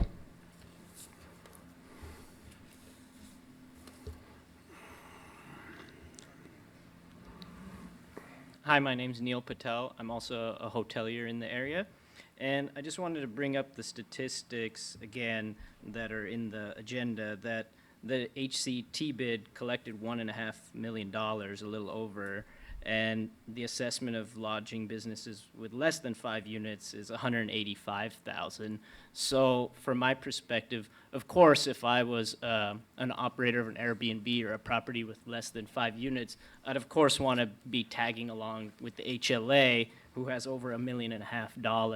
It would only make sense for me to do that. So, you know, everybody's saying that, you know, they're going to get left out, but, you know, as the HLA has stated, they're more than welcome to create their own district plan and use their $185,000 as they seem fit, with a board solely constructed of owner-operators of rentals with 5 units or less.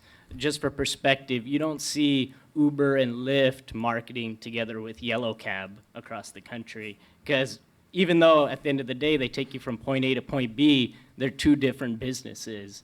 And just similarly, you don't see Airbnb marketing with Hilton, Marriott, and Best Western for the same reason. Even though you're just staying in a room, it's still, again, a different niche market. So while both of us can benefit from marketing, I think we'd be equally served marketing separately. And, you know, at the end of the day, the consumer has the choice when they want to visit Humboldt County. Do they want to stay in a hotel, or do they want to stay in a smaller property?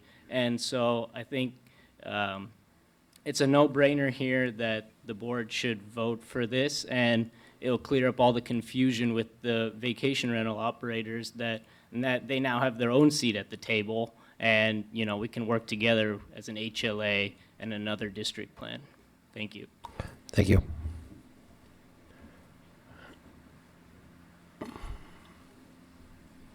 Joan Edwards. I live in Arcata. I run a small Airbnb. I guess I'm a little confused about why this is even happening.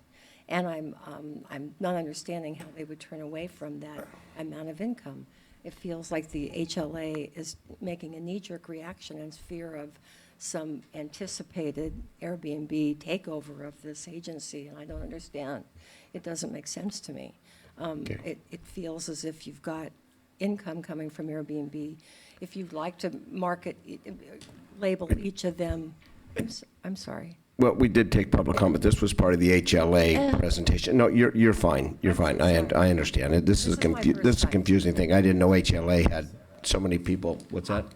It's really confusing the way it's set up, because if HLA has a presentation, do the presentation, and if they have multiple people that want to make public comment, do that. But the way we've done it, we've allowed people on one side. I'm trying to apologize for that, because I thought it was the HLA present. Settle down. We're okay. So, Chair, if I might. Go ahead. It's actually a public hearing, so it can be less formal. You can structure it however you would like. But technically, it is a public hearing. It's not public comment. That's what I kind of went over there to talk to him, so. No, you're fine. You're fine. I was confused. I'm running the meeting. Go ahead. Well, maybe that's the climate. I don't know. At any rate, I'm just confused about why this is even an issue, and I'm finding out, or I'm understanding that it feels like a knee-jerk reaction to an anticipated inequity between the Airbnb operators and the hotels.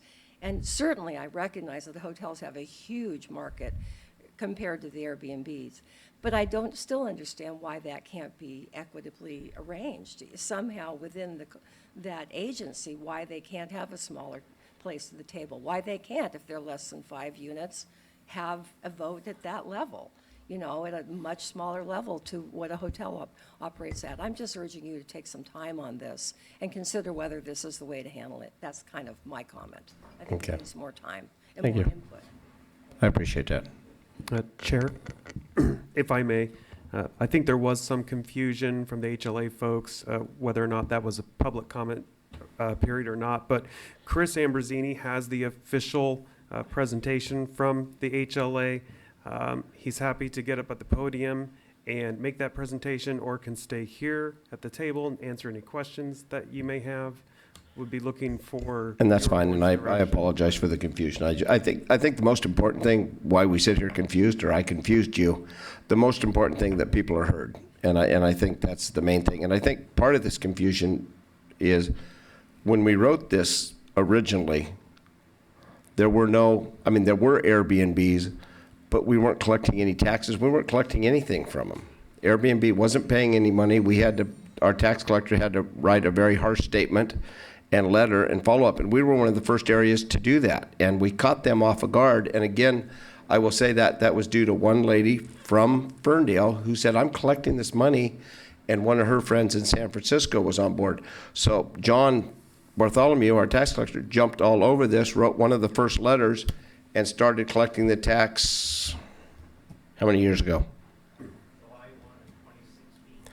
July 1, 2016, so approximately just short of 3.5 years ago. So when this was originally, it wasn't an issue because there wasn't this issue coming in. So as we move forward, that's what we're trying to decipher. So does anybody else have anything to say before I turn it over to the HLA's presentation besides all the, you can't have two bites of the apple though. No. Huh? It was yellow. I remember. That's the only thing. So, and I don't want to slight you your time, and so, but I want to make sure everybody spoke that needed to speak. So now I will hear officially from the HLA. Would you like for me to do it here or stand up at the podium? You can go outside and do it if you want, Chris, but nobody will hear you. Right there's fine. I'll just sit here since I feel pretty comfortable. My There you seat's go. warm now. Anyway, I wasn't really planning on doing a formal presentation. I was asked to come up here and answer any questions that the board might have to HLA. So I do have a public comment period that I would like to do, but I haven't really done an official presentation, outline or anything, but I am here to answer any questions that you might have. But I can begin by just giving you a little bit of history about HLA and what we've done and so forth, and why we're doing this, and the issues that we have at hand.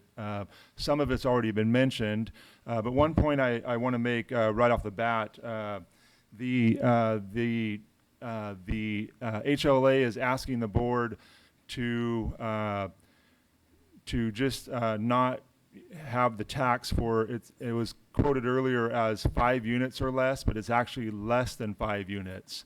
So 5 units would be included in the T-bid assessment that we currently have.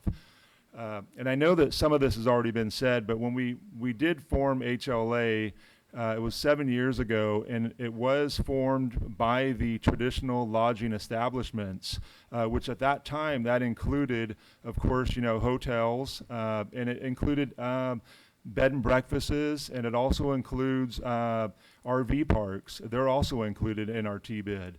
So with that being said, there were some Airbnbs. They weren't called Airbnbs back then, but there were some vacation rentals around, but there weren't very many. And so that wasn't really an issue. When we formed the organization, it was formed by a weighted vote, meaning that, say, like my hotel, I'm the owner of the Best Western Plus Humboldt Bay Inn here in Eureka. It was a weighted vote, and it was done based on your TOT collection. And so when we formed it, it was a weighted vote, but when we formed our board, some of the smaller properties, wanted us to make sure that they had a voice, and so we actually changed before we formed. We agreed that we would indeed make it 1-to-1 vote. So each property had 1 vote, no matter what size you were, and we agreed to that. And that worked, for a while. And, we were one of the first T-bids, not one of the first, but one of the T-bids were still being formed in California. I think we were like number, 80, 89 or something when we did form. Now there's, hundreds of them. And since that inception, there has been many changes, to the formation and the way they do T-bids now. And one of the major issues that they do address in today's forming are the issues with short-term vacation rentals, you know, the Airbnbs and the VROBs and stuff like that. So again, so just to be clear, so when we formed it, it was a weighted vote. If we want to dissolve the organization, that would also be done by a weighted vote. And believe me, that's the last thing that we want to do. We don't want to dissolve the organization and start over. We do not want to do that. But everything in between, any changes that we make as a board and an organization, it has to make changes to our bylaws. Everything is done through our bylaws, and so if we want any changes that's voted on by our membership, it changes the bylaws. And right now, I know it was mentioned earlier, but we don't even really know how many Airbnbs. On record, we have about 350, but you know, we feel that there's more than that. And there's about 100 or so hotels with 5 or more units, including bed and breakfasts and also RV parks. So again, everyone has a 1-to-1 vote, and you can see the disproportion that we have now. So anything that we bring forward to our membership, we feel that, you know, it will get shot down. Maybe not this year, but you know, our organization is alive for the next 8 years. We're 2 years into our new program, and you know, this organization is going to be bringing in $15 to $20 million in the next 8 years. In the last 7 years, we brought in about $6 million, and we use that money to help promote tourism to the county of Humboldt. Now, when we do that, we don't single out hotels or where to stay or what to do, or we do on what to do, but not where to stay. So when someone Googles, Humboldt County, if they pull up Airbnb or a hotel, that's up to them. They can stay wherever they want to. Our job is just to get them to Humboldt County. That's what we're trying to do. So, and we feel that, maybe not now with the current structure that we have, that, some of the Airbnbs are fine, and they feel that, there's some conspiracy theory or something. There's really not.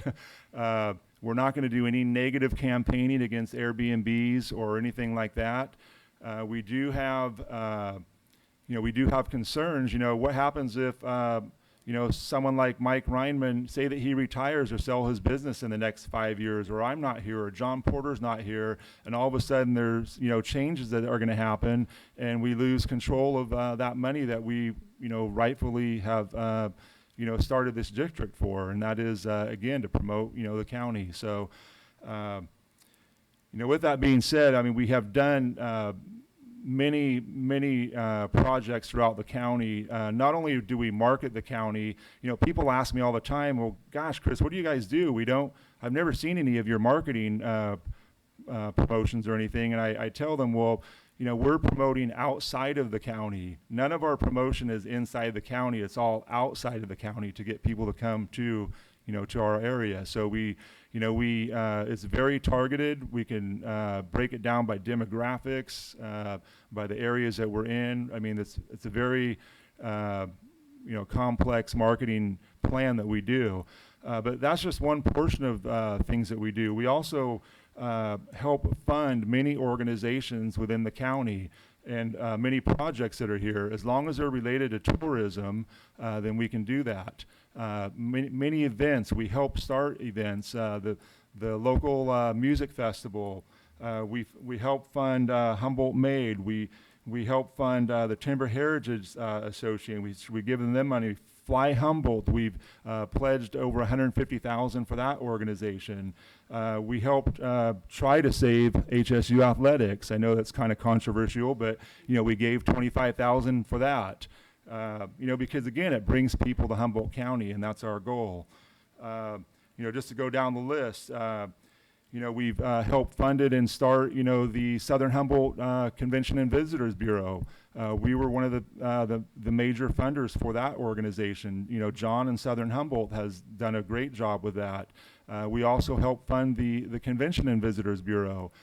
We help fund the Eureka Visitor Center, and so on and so on and so on. The Northern Humboldt now has an organization that we that we help fund that. We've helped fund the Steelhead Days. We've given the Humboldt Botanical Gardens, we've given them funding, for the last 3 or 4 years. So we have done a lot of funding in the county that we're not out there, and we don't want the credit, and we're not a political organization. But when people come to us for funding, that anything that relates to tourism, we run it by, and we look at it, we interview them, and we. Sometimes we have to say no because it doesn't really pertain to what we're trying to do. We've also actually helped fund the Capitol display that the County of Humboldt has in the State Capitol building, and that's going to be unveiled real soon. So again, with all that being said, sorry I'm kind of rambling here, but I'm not sure exactly what you're looking for. But with that being said, we are by no means trying to get rid of vacation rentals and Airbnb. In fact, it was brought up that we will help them and lead them through the process if they can organize as a group. We would be more than happy to help them organize and fund their own T-bid. And that way it could turn into more money for all of us. I mean, the more people you have marketing the county, the better it is for everybody. Everyone is going to win. We can work together and market, and different things, but they do have a different mindset.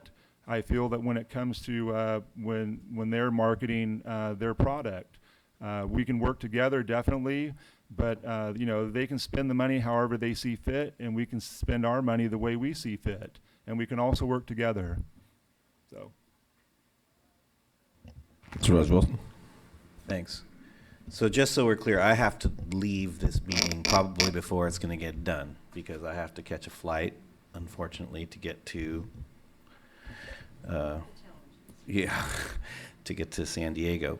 So a couple of things. One is, just so we're clear, I think this should come back again because I really feel like there was some misunderstandings in terms of the messaging that went out, and I feel there's confusion. But that being said,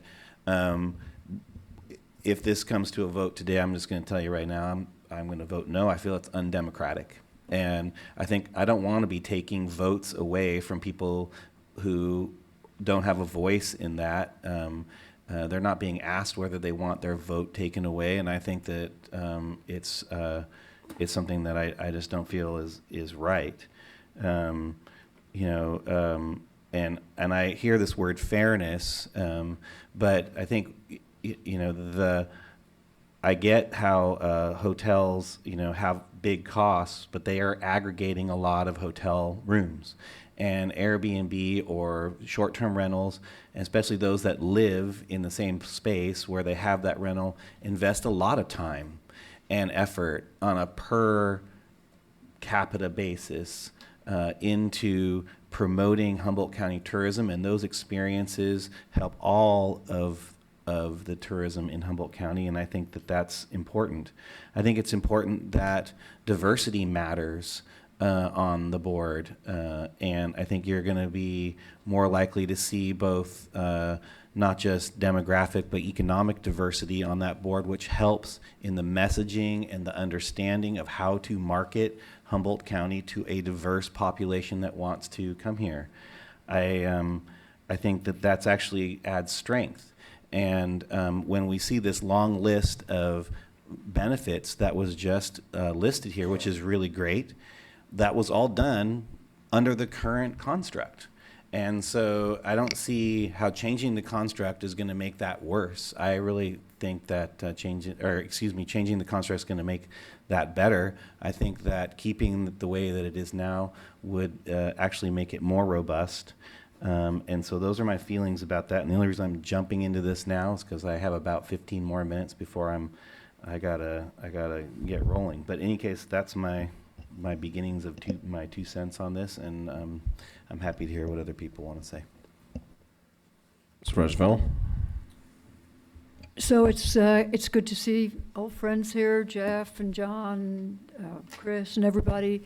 And thank you so much for all of what you do to make tourism such an important part of a diversified economy, just something we talk about all the time. Jeff wrote a letter suggesting maybe that you go back to Civitas and see if you could rearrange that. But as I understand, Chris, you've already talked with Civitas about this.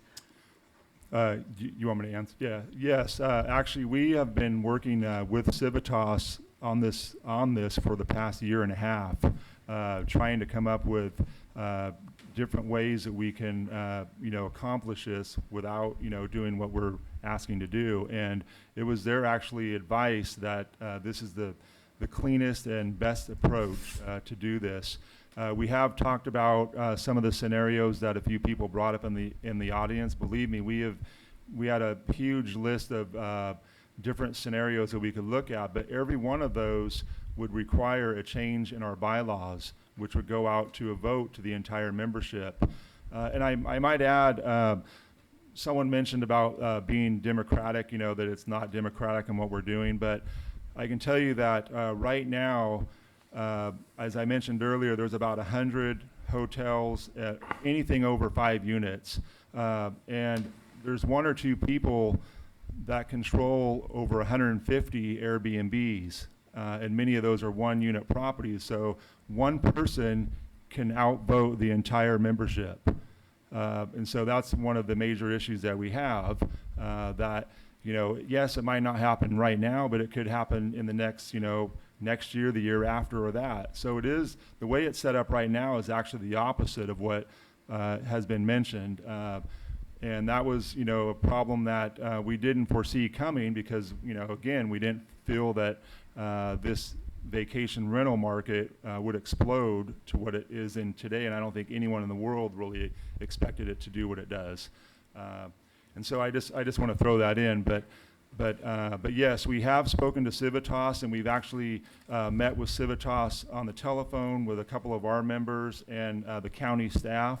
And some of these scenarios were asked even by county staff, and we came to the conclusion that it just wasn't feasible to do that because it would require the vote, and we felt that right now we're outnumbered 3 or 4 to 1. So. Supervisor Bill, it was. No, given that, I'd just like to drill down a little bit more because I think I found what seems like the fair way for me anyway. You said that you would work with Airbnb on creating their own organization. What would that look like? Well, first of all, everyone is throwing the Airbnb term around. What it really is we would work with the units that are less than 5 units. Because Airbnb is just one segment of the vacation rental market. So that's a term that everyone throws around, but really we'll work more than the Airbnb properties. We're going to work with everyone, and so. What that'll look like is that, if they can form as an organization and we would help them through that process, but we've already spoken to Civitas regarding this, and if they feel that they want to start their own T-bid, we'll help them through that process, and we'll end up, probably, I'm the board chairman. I can't speak for the board, but it has been thrown out there. But, we'll even help them financially to help, to get this started and off the ground. And that way, there won't be any money lost. We can get it up and running, hopefully in, less than 3 or 4 months, and hopefully none of the money will be lost. And it'll give us and them one more marketing arm for Humboldt County. And they can spend, they can spend their money how they see fit. Yeah, that resonated for me also in terms of just tourism being the industry that we're really kind of working on now. I have been for a long time, but that's just another vehicle for advertising Humboldt County, another operation. Yeah. Don, seems like you've had some input and some thoughts on this and so. Chair Bohn, fellow supervisors and staff, John Bartholomew, Treasurer Tax Collector. I consider myself a neutral party in the T-bid process because I am here to facilitate whatever your board decides with the HLA. I just want to clarify one thing in that the Airbnb facilitates short-term rentals in Fort Humboldt County and sends us the transient occupancy tax and the current T-bid assessment. And if your board decides to go along with the MDP recommended change per the HLA, then I will have to get a hold of Airbnb and have them turn off that T-bid faucet, because to the best of my knowledge, they have no way of determining which rentals have been facilitated that have 5 or more rooms or less than 5 rooms. So in order for us to stop collecting from those short-term rentals with less than 5 units, we will have to turn off that T-bid faucet.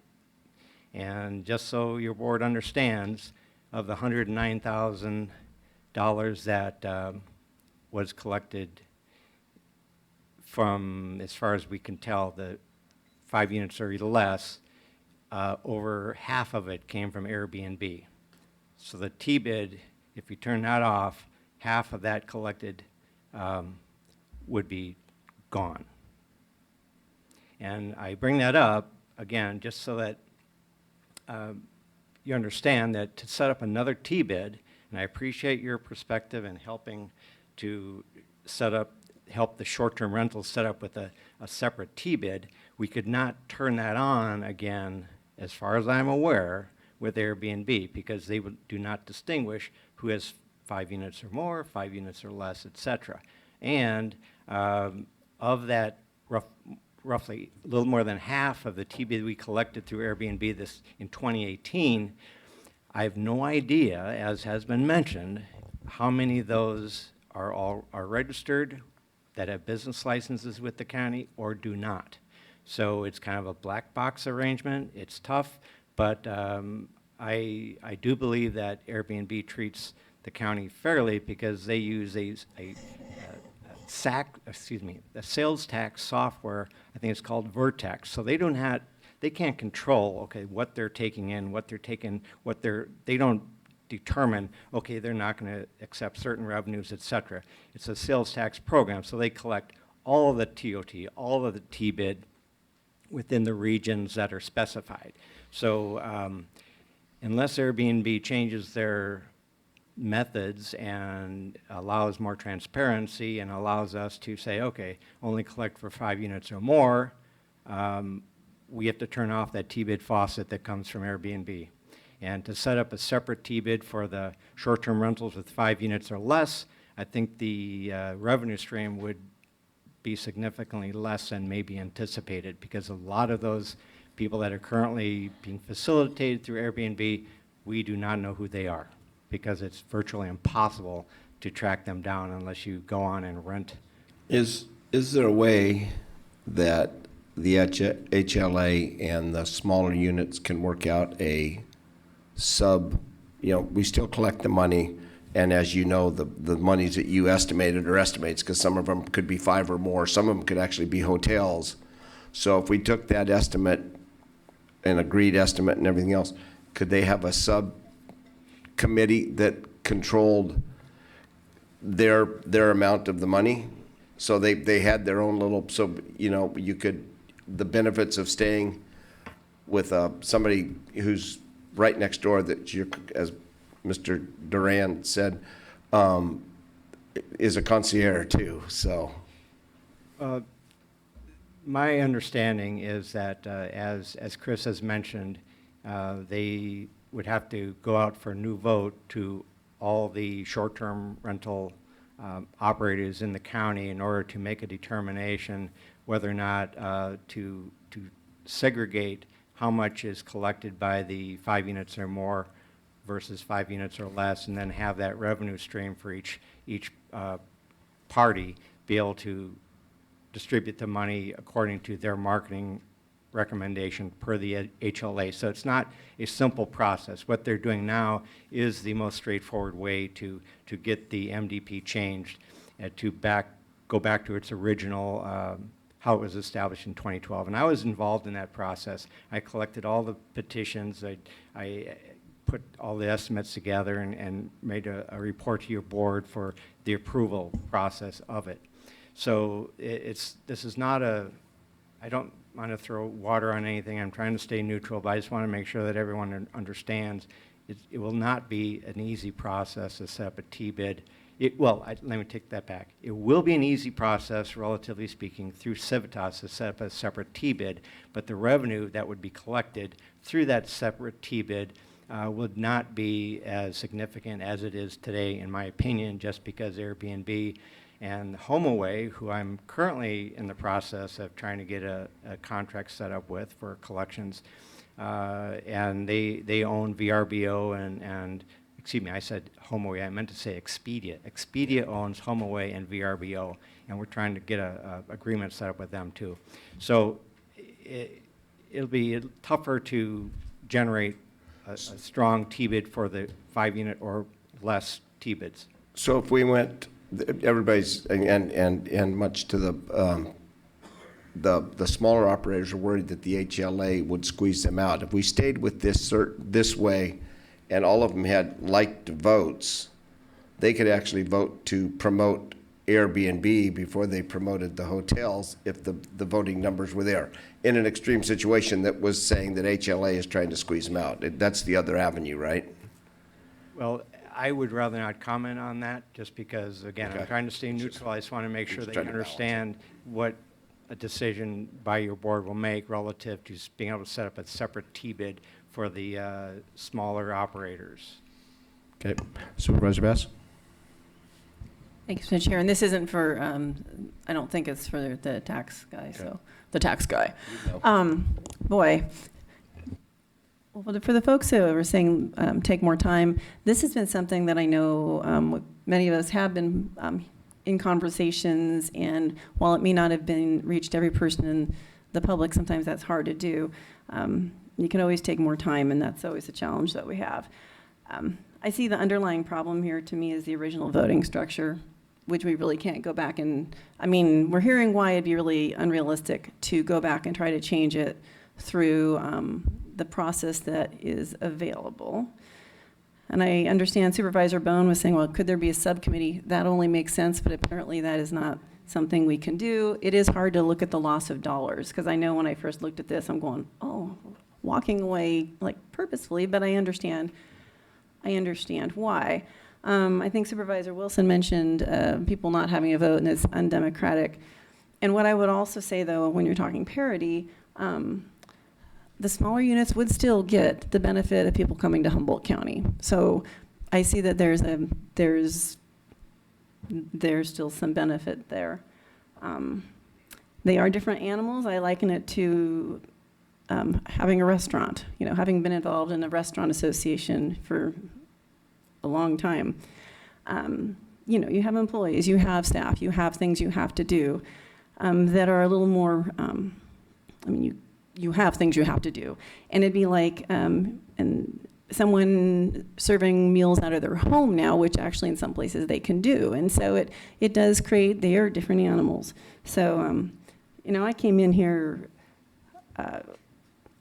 having some challenges of where did I think we should go, but I think trying to go out to change a charter and expecting, many small folks to even vote or to not, I think it would be a problem. I don't think it'd be a done deal. I just wish there was a way that we knew what it would be like to actually help form the T-bid for the younger, I didn't mean that, for the smaller organizations or the smaller operators. And I would like to see us go in that direction, because I do know the organization has been working on this for a long time, and I'm sure they have a lot of things they'd like to do. So I can support what's brought to us today, although I would like to see a path forward for what it could look like for the smaller operators. Supervisor Madrone. Hold on. Just if I may, because I have to run. I want to say, we're hearing from the HLA dominant board about what's good for the smaller operators and what they are going to do for them, which is the voice is not in the room necessarily. And what we're voting on today is to eliminate that voice from that board and then trust that the board is going to do something for those voices that have been eliminated. And I just want to, that's why I feel like it's not really fair from that perspective. And while I understand the concern about a single person could own so many short-term rentals that they might get more voting power than, say, a hotel, for instance, I think that we really have to understand that there is no clear path forward as put forward by Mr. Bartholomew, and so we're going to just cut him out. And I don't have any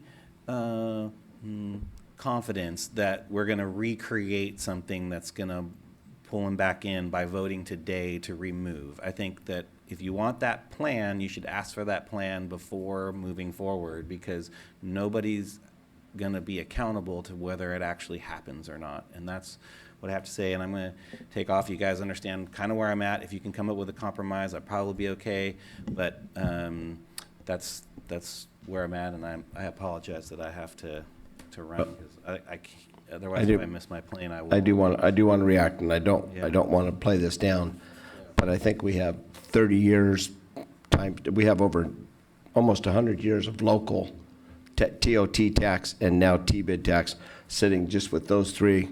I throw in the Patels, and we go over 125 years of allottiums. They've made a commitment in front of all of us, and if the commitment is made and they can work with the small operators, I have full confidence in those people's word. I know it's not something we can do very often up here, but I trust them 100% to do exactly what they're asking. And heaven forbid I do that, but I've got full confidence that as we sit up here and talk about it, those guys will follow through with what they're doing if we do go that way. And I think I can't downplay that, because I know a lot of them personally, and I will stand by their word. And if they back out, I think they'll have hell to pay by a lot of people, because the offer's been made both financially and time. So I think you could rest easy if it. So I appreciate that, and I appreciate that we have differing opinions on this board, which is why we have a board and why we have elections, and which is why I've been promoting that with the HLA as well, which is that diversity in there. And I want to say that whatever in this conversation, I've been a bit negative Nelly for sure, because, well, I've had 3 cups of coffee and I'm trying to get out of here, and I haven't done my due diligence of thanking you all for really offering wonderful services to our visiting public. I really appreciate it. Excuse me. And offering your continued efforts to help this community through this T-bid.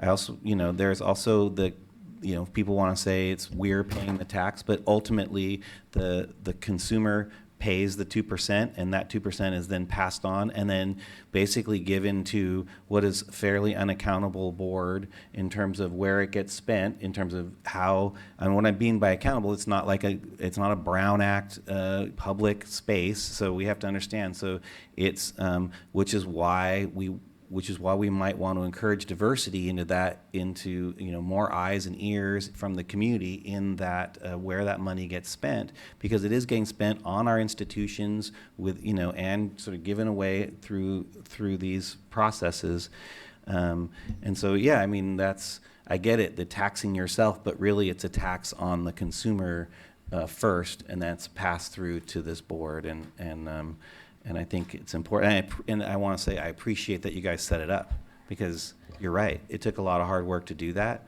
and it has been a benefit, but I would like to see it a benefit for more. Thanks.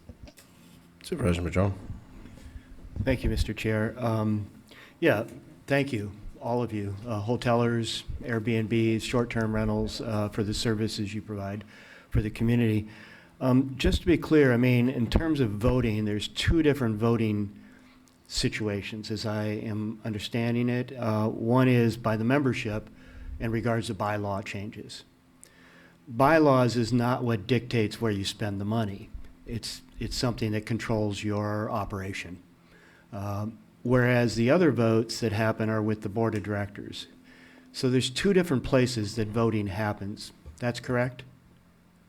Happens as a membership on bylaws, and that's all the membership ever really votes on is on bylaws. Is that correct? Yes, that is correct. Okay. Whereas the board of directors would be the ones voting on day-to-day issues like where the money might be spent, or marketing campaigns, or other kinds of decisions in the day-to-day operations of the HLA. And the makeup of the board, as shown on the MDA, places so many board members in each city, and I think 5 in the county. City of Trinidad gets 1. The board of directors is another place where the membership votes, I'm assuming. They vote for their board of directors. That's correct also, yes. Yeah. And so in the membership laid out in the MDA, it talks about having that membership being fully representative of the full membership of the HLA. Which would include everybody, hotelers and Airbnbs and short-term rentals, et cetera. But it isn't necessarily a guarantee that there would be membership on the board representing, say, the non-hotelers. That's an outcome based on the membership. But as you've said several times, membership, if you have one rental, one Airbnb, you get 1 vote. So if you have 100 Airbnbs that you manage, you get 100 votes towards that board of directors. Is that correct? Yes, that is correct. Okay. And so what I'm hearing here is a sense of, there's been this talk about unfairness, that why should a small Airbnb or a B&B or short-term rental have a vote per room, whereas per se a hoteler only has a vote per hotel, that kind of thing. And I certainly understand that, and I understand that concern and the difficulty that makes in a membership situation where you have so many votes that are, it's a growing arena of increasing votes every day, I suspect. Basically, if they choose to participate in the T-bid, then they become a voting member of the HLA. So I understand that, but I have not heard any of the folks that are here today representing short-term rentals, Airbnbs, or B&Bs, suggesting that they're not supportive of changes. In fact, several of them have brought forth some suggested changes. One of them was a hoteler that brought forth suggested changes that would deal with this perception or maybe even a real result of unfairness in the voting structure.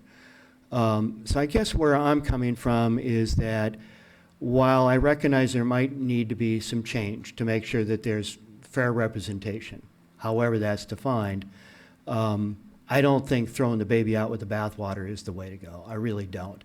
I don't think changing this MDA in the way that's been recommended gets us to that place. And I do have serious concerns about the reduction in income that this represents to the tourism effort.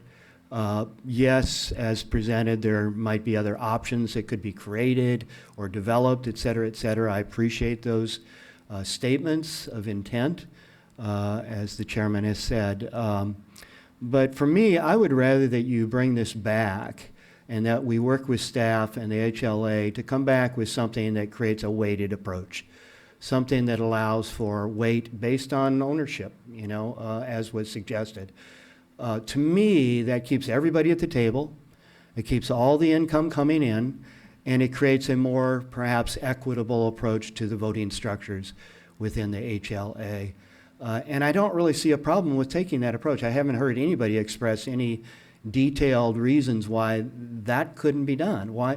I mean, I recognize all change requires some effort. But it seems to me that that would be a lot less effort and a lot fairer in keeping everybody at the table at an appropriate level of voting structure, rather than booting them out and saying, form your own structure, or this or that or whatever. So I am very concerned about the loss in revenue, the difficulty it might create for tax collection. As was mentioned, we don't track it 5+ or 5 less, et cetera. So that's what my preference would be, is that we'd have this come back and look at a weighted structure to the voting system that we might be able to approve in the MDA, because I do recognize the hurdle you have with your membership. But I just want to see us stay all at the table, working together, bringing in all these revenues, working as one entity for the county. So that would be my preference, really, is to bring it back with that kind of a change. Supervisor Fennell? So the words fairness keeps coming up, et cetera, and I truly believe that we're in this whole transitional phase where Airbnb, VRBO are doing really well. Uber, Lyft were mentioned. They just wound up exploding on their own without any help from anybody. And it may or may not be organized. I don't know. I think that as they mature, they probably do need to be organized. I do think that statements made about whether or not you guys would work with them are not fair either. I happen to know that the HLA has been very helpful to the Southern Humboldt Business and Visitors Bureau and has helped them grow into what they have become. I also know that our economic development director is very excited about all sorts of economic development in Humboldt County. So I would like to make a motion that we adopt the attached resolution to modify the Humboldt County Tourism Business Improvement District Management District Plan, as well as direct our economic director to work with the HLA on a solution to ensure that those hold on a second, a solution for the less than 5 lodging people. I'm not sure how to say that, but if I put that in my basic desire in including that in the motion is that it actually be followed through. So perhaps also come back to us in 3 months with a plan. Second, but I'm trying to figure out what my questions are. First, I did see Chris's hand was up when Supervisor Madrone mentioned his wish that we could come back with a weighted approach somehow through the process so that currently exists. And from what I was hearing earlier, that's not something that can be done without going to the full vote, correct? That's correct. Is it okay if I address some of his comments? Please. Okay. So anyway, we started off the organization with a weighted approach, and some of the problem with that is it's not democratic, because we have larger properties that are over 100 units, and basically what would happen and could happen is, say that 5 properties in the county over 100 units, they would control everything. We don't want that. I have a large property, and I want to make sure that Lowell Daniels that has 12 units at the Victorian Inn has the same voice that I do at the table when it comes to spending our marketing dollars. And it's quite, and what has happened is the opposite of being democratic. We have 1 or 2 people that have 150 votes where that is very undemocratic, and so that is why we cannot do that option, the weighted vote, because it would make them the most powerful, but also make the larger properties more powerful, and we don't want to do that. We want to have, like everyone is saying, we do want to have the diversity in the room when it comes to our decision-making process. And like Lowell has the same type of vote that I have. Mark Rowley in Willow Creek, he has very nice units over there, but they're small, and he has the same voting power that I have. And so we have representatives throughout the county and all 4 corners of the county that represent, their areas of the county, and they have the same voting power that I have. Otherwise, you are going to run into problems, in the future. Believe me, we've thought this out. We've talked to legal counsel. We've talked to Civitas. This scenario actually came up with the county staff, and after thinking it through and spending months on all of this, I mean, again, we feel that this is the best approach. And again, we are not excluding, we will be more than happy to help form, if they want to form their own organization. And by the way, if they do form an organization, it actually doesn't have to be through the county. They can do it through their cities also. So there might be some entities that might not want to form a county-wide organization. Maybe they want to do it with their city. Also, you can form an actual T-bid without actually going through your county, for approval. So that's another option also. But again, I mean, if you really think about it, we are trying to do it the most democratic way, and we are trying to make it a level playing field for our membership. If we make that change, then it will throw the proportions way off balance. If it's on a weighted, whether it's on TOT collected or number of rooms, it would be a disaster. It would be worse than what we have today, and we're trying to avoid that. So anyway, I hope I clarified a little bit on that. Yeah, I certainly am not suggesting replacing one unfair system with another. But I do believe that there is options, and you certainly explored it very deeply, as you mentioned. But I do think there are options that could create a weighted system that creates fairness across the board. And you expressed one that's at one extreme, and you currently have one at another extreme. Somewhere in the middle there is a way to be able to do that where nobody carries the weight. Everybody is going to be, equally treated somehow. And I don't know exactly what that system is, but that's really all I'm saying I would like to see us work for. And I guess it probably depends on what part of the county you represent. For my district, there's like only a couple of motels, and it's mostly short-term rentals and Airbnbs and the rest of it. If you're a Eureka or Arcata district rep, it's mostly hotelers, although Arcata has a lot of And so do Airbnb. you represent the north? I represent the north, and Okay, there's just because a couple of motels. yeah, just so you know, the Holiday Inn Express is one of the largest hotels in the county. And I that's understand in your that. I district. understand that. We'd love to see more motels in McKinleyville rather than just And one. Yeah, definitely. So, But anyway. really, it does vary by district tremendously in terms of what the makeup is of your tourism establishments and that kind of thing. And also that is why we have the diversity from, there's members throughout the county, so we are represented on a one-to-one, voting process that we have currently with our board of directors and our membership. Sure. So.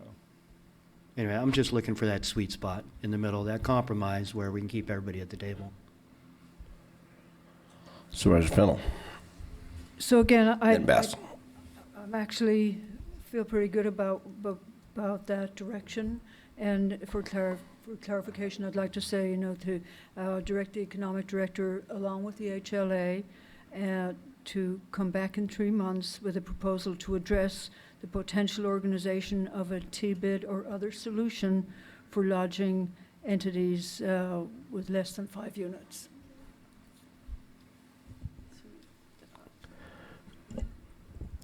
As your CAO, I just need to point out one little fact. The Treasurer Tax Collector's Office receives a little revenue from this enterprise. The Economic Development Department does not. So when you direct the Economic Development Director to work with the HLA on this would be essentially a general fund contribution to the HLA and would prohibit the Economic Development Director from working on other board-directed projects such as Project Trellis, the equity grant program that we just received.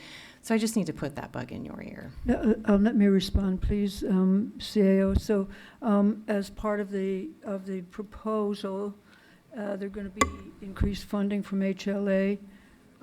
So perhaps that funding could be directed towards the work of the Economic Development Director. That's a decision for the HLA to make. I have no doubt in my mind that Scott can pick up the slack. Supervisor Bass. Thank you, Mr. Chair. Well, actually, the dollar amount is, I mean, it's something that we are faced with. This is a decision for us to make, and we have to concern ourselves with that. I understand where Supervisor Madrone's coming from. I know that these guys, this has been worked on for quite a while, and I know Scott's been working on it since about the time you joined Humboldt County, it seems like. And, I'm wondering how that could look. It's great for us to say we know these guys will do it, and I actually believe you all, because I think we all have worked with many of you for years and years and years. But we have no teeth over the HLA, and that is what I'm hearing Supervisor Fennell trying to at least make sure that it's out here in the public that this is an expectation. It's not we're not saying, gosh, that sounds really nice, and if it works, hey, great. I think it's an expectation, because you've all been very, very good and forthright in saying you want to help. So the question is, how is that help? What does that look like? Is it perhaps maybe whoever our rep on the CVB, because that's tourism related, serves as part of a subcommittee to look at that with you guys? I don't know what that looks like. All I'm saying is, if we move forward with this and nothing happens, then we will be not happy, if that makes any sense. And you don't want us cranky, especially not Rex. Definitely, Virginia. We will definitely help. You have our word. I mean, we've already discussed this at our board level, that we will help them organize, but also they have to want to organize. So we can't force them to organize. If they want to form, a group and, get together and form a coalition and form a T-bid, that's when we will step in and help them through the process. But we can't make them, form their own if they don't want to. Because, to be honest, I have, talked to a couple of people, and they're actually quite happy that they don't have to pay the tax. I mean, they look at it as a tax, and so they were happy that that they're not going to have to do that. And so it is going to take some work from Airbnb, someone in that someone in that realm of less than 5 units is going to have to take charge and form their organization. And once they've done that, once they've shown that they can do that, then yes, we will definitely help them through the process of setting it all up, and I will be available to help even before that. I mean, I'm friends with Mike Reinman. I mean, he's a big representative of Airbnb. I mean, him and I can get together and talk about it, and we have actually in the past. I mean, I have no problem doing that, and our board has no problem doing that. But we have to make sure that that they want to do it. We can't force them to do something if they don't want to do it. But I think, in my mind, I don't think they will not want to do it. It's just a matter of getting it done, basically. And so yes, we will help them through the process. And I guess the other thing is, how do we lighten the financial piece? Is there any kind of, looking at our CAO, when you say a financial contribution from general fund, do you have any idea what that could look like? Well, I can happily include something in the first quarter budget report for you all. It's coming up soon? Coming up soon, very soon, in November, yes. So there could be something in there, okay. Supervisor Fennell. So Then Madrone. the reason I'm suggested that the Economic Development Director be a part of this discussion is just so that we memorialize that it is that we believe it's in the county's interest that this alternative move forward. I believe the work will be done by the HLA for the most part, but in concert with the Economic Development Director, maybe I can speak to Mr. Adair. But I also want to say there are people who spoke here today who said they want another solution. So that's my challenge to the people who've come up here and spoken to us and said, we want another solution. Please work on that. That's what we're looking for, is the other solution. So I don't want to speak about the people who have rentals of less than 5 units as if they weren't in the room. They were in the room, and they spoke to us earlier, and they said they want another solution. This is the offer of another solution.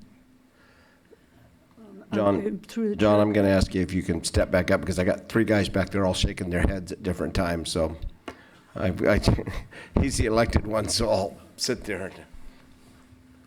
I will address the revenue thing, and the HLA and the new MDP is bumping our administrative fee from 1% to 2%, although the T-bid amount that we're going to be collecting will be reduced. So I estimate that we'll be bringing in about $7,000, and that is just to recover the cost of our staff having to do all the administrative functions to receive and reconcile and collect and notify all the participants that are collecting T-bid with the county that if they have less than 5 units, then they stop collecting.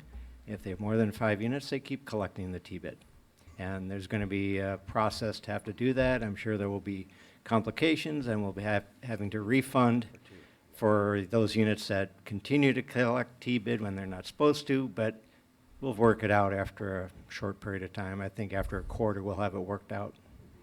So, and just as those drop and everything else, this won't affect the 11% TOT tax. 10%.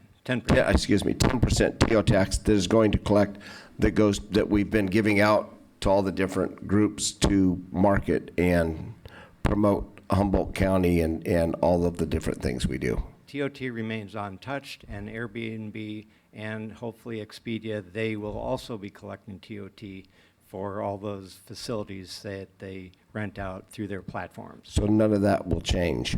No, TOT will remain the same across the board. This only affects the 2% assessment for the T-bid. Okay, thank you. Supervisor Madrone. Thank you, Mr. Chair. A couple of questions for HLA. There was mention of a 17-2 vote in favor of this change in the MDP.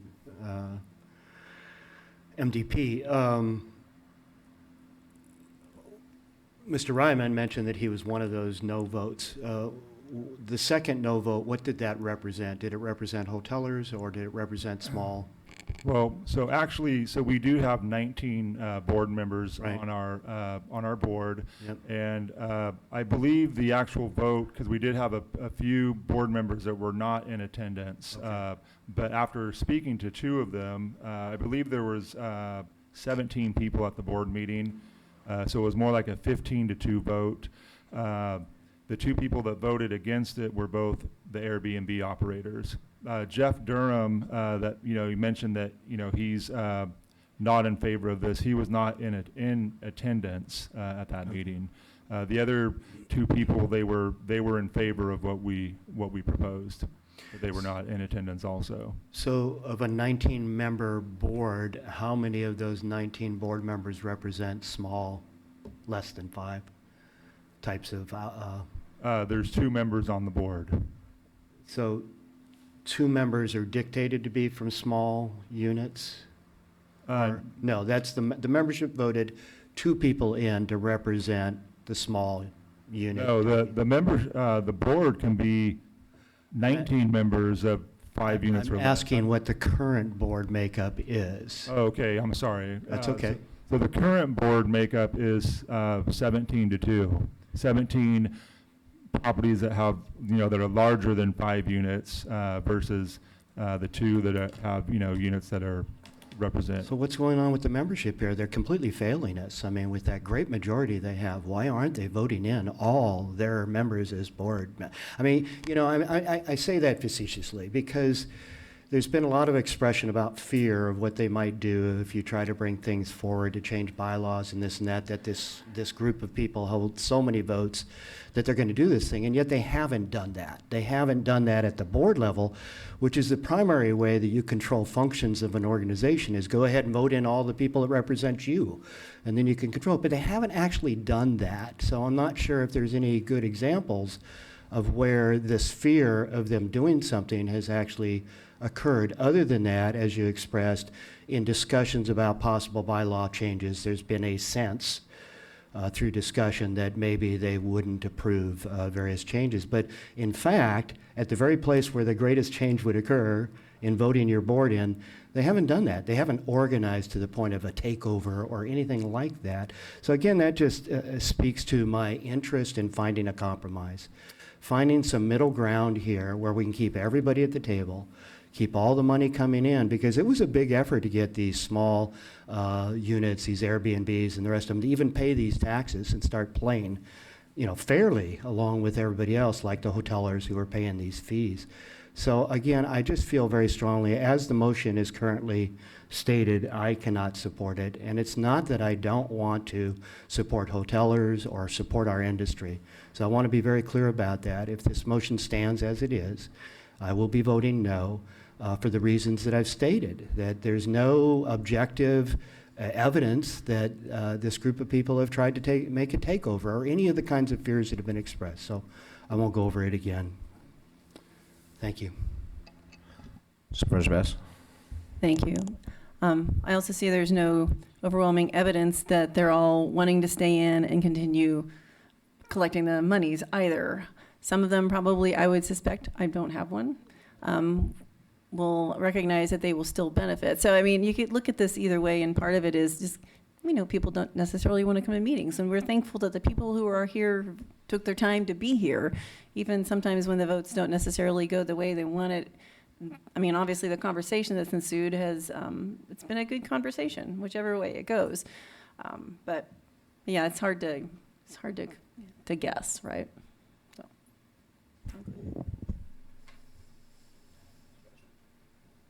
Supervisor Fennell.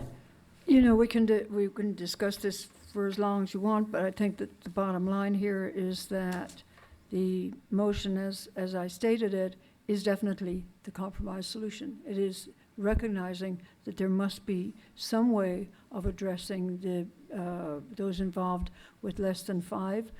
We don't want to just say goodbye. We want to say welcome to your future in terms of empowering yourself and making something happen that is really good for Humboldt County. And this is an opportunity to do it.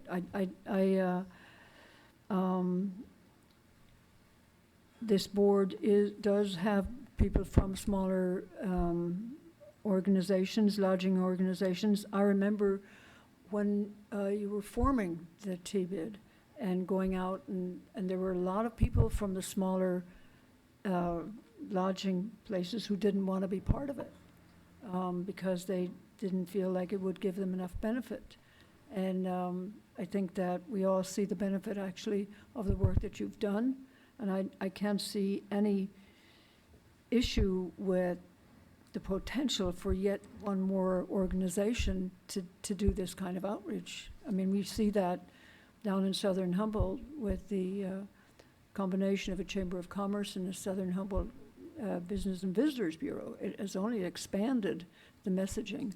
So I see real potential in here. I think it's great.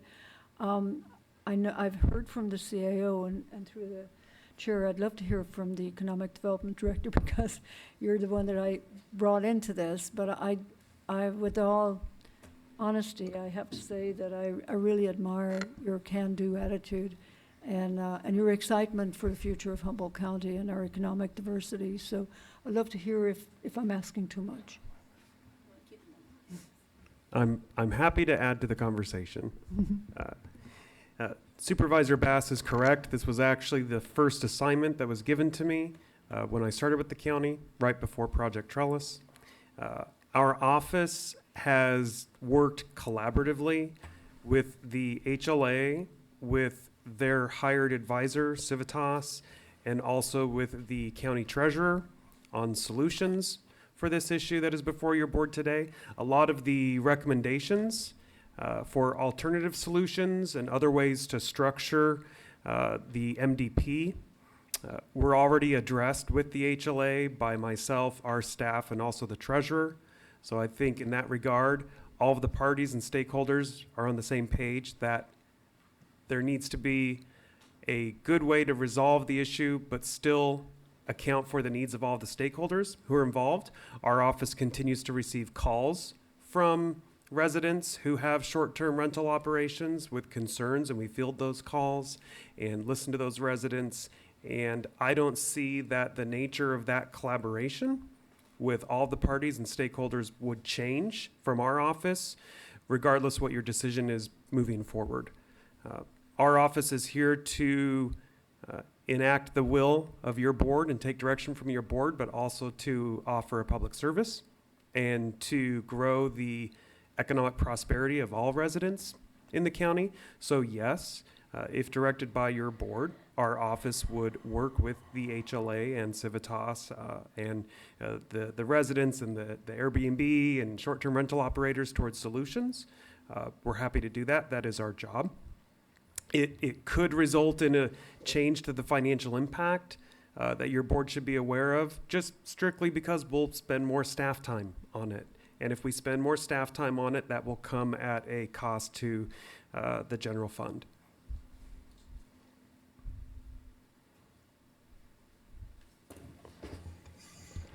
All right. I don't, this is a legal question, I guess. HLA has said that they were willing to help financially with this process. Is there a way that HLA can help the county as part of this process? That would be a determination they could make. I don't think there's an action today that would memorialize that. But No, but it would not be illegal for them to help. It'd be like a I'm sure- public-private partnership. I'm sure an agreement could be Yeah. entered into to facilitate that. Thank you. All right. So, you want to read that one more time because I have what she initially wrote, which I'm more than happy to read, but you amended it, and it was very quick. So I can read back what I have, but did the seconder second the amendment? I was gonna ask that question too. So I have that to adopt the resolution and direct the Economic Development Coordinator to work with HLA to ensure a solution for the properties that are less than 5 units and direct staff to come back in 3 months with a plan. No, that's not it.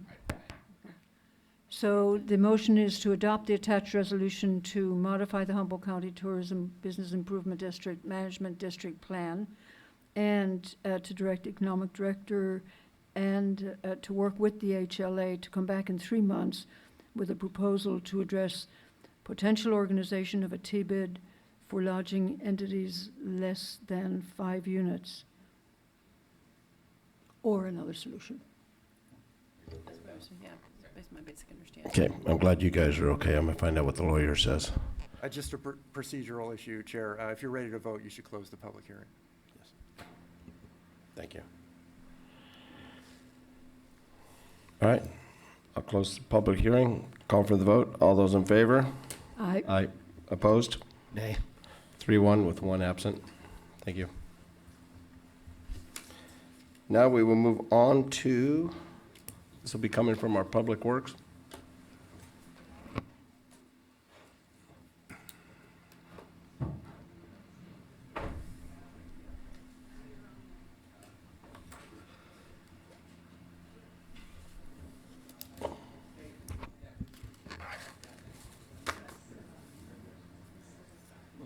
Cordial at the door.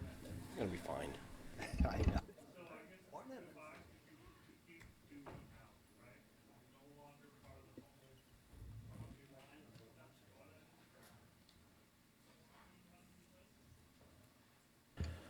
All right, we have unmet transportation needs. We have a representative from our Public Works, our director, and someone from HCOG. Good morning, Chair Bohn. Today is our annual meeting for hearing unmet transit needs in the unincorporated county and then forwarding that information to HCOG. If you would open the public hearing. I will open the public hearing on unmet transportation needs. Thank you. As stated, this is to get information from the public in the unincorporated areas of the county and forward it to HCOG for a final determination if unmet transit needs are reasonable to meet within the county. I do want to follow up a little bit on what was said in public comment. Unmet transit needs is not running a bus empty. What was brought up in comment was a service that was terminated because it didn't make fare box, which is a very, very minor portion of the total. But that ensures that when needs are new needs are set up, they are not run eternally if they are not working and not doing what they need to do. We did follow up with the Southern Humboldt service through this process. It again had problems, and it was reorganized, and it now is, very successful. We've also did the Tishnon service through this kind of process. That was one that did not succeed in the long term. And so through this process, we can add services, but they have to meet certain conditions to continue receiving funds. And if they don't, they go away, and that money becomes available for different services. And so with that, I would defer to the public and what the public has to say about services, transit services in the unincorporated county.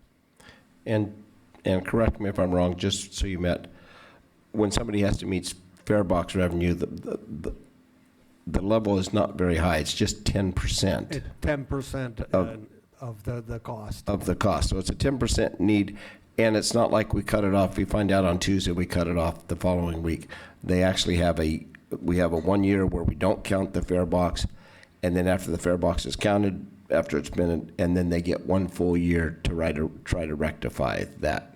Yes, we leave it out there for a while just to see if we can get more people to use that option, because we've invested a lot of money to get that route going, and we don't want to just pull it because they had a bad month or two. They are given a significant amount of time and try to increase that ridership. Right. Thank you. All right. Philip, did you have anything to say, or were you here just to answer questions or moral support? I could provide an update on past unmet need results if you'd like an update. I need that from the mic. That would be great, since you're representing HCOG, and that's a big part of this. We would certainly appreciate that. Thank you. And I'm here to provide an update today to the board here in regards to some routes that have been implemented over the past 5 years from the unmet needs process. One of which is the Tishnon. As Tom just stated, that route was in the very rural area, did not meet the fare box, and it has been shut down, freeing up funds for future purposes. And we did at that point rely on surveys to estimate ridership, to kind of gauge how successful the route may be. HCOG now has a new tool at its disposal in partnership with the Blue Lake Rancheria in an ongoing study. HCOG now has a software program called T-Best, which uses socioeconomic and population data to forecast ridership on potential new routes. So hopefully that will minimize the potential for going through all this trouble to implement a new route and then having it not succeed. RTS late night weekday service was determined to be an unmet need in the 17-18 UTN cycle, and that should come to fruition July 2020. LCTOP funds have been set aside for that, and also another rural area that will be has an ongoing unmet need project is the Old Arcata Road. Old Arcata Road has a taxi service that's servicing that area. If a traveler from the Old Arcata Road needs to get to Eureka or needs to get to Arcata, they go to a designated location on Old Arcata Road, and then the taxi will take them to Eureka or Arcata for a very low fare and get them back. It's had very low participation. And HCOG is currently using the Mobility on Demand study to look how to increase participation in this ongoing program. Also, Philip, is that because we did have an Old Arcata Road route before, and so we're testing it out to see if it's viable again? there was a couple of decades ago, from my understanding, very far prior to my arrival here, there was a transit line there. It was shut down, and there were unmet need comments that were submitted in the 15-16 UTN cycle that gave birth eventually to this Old Arcata Road pilot program that's ongoing. Thank you.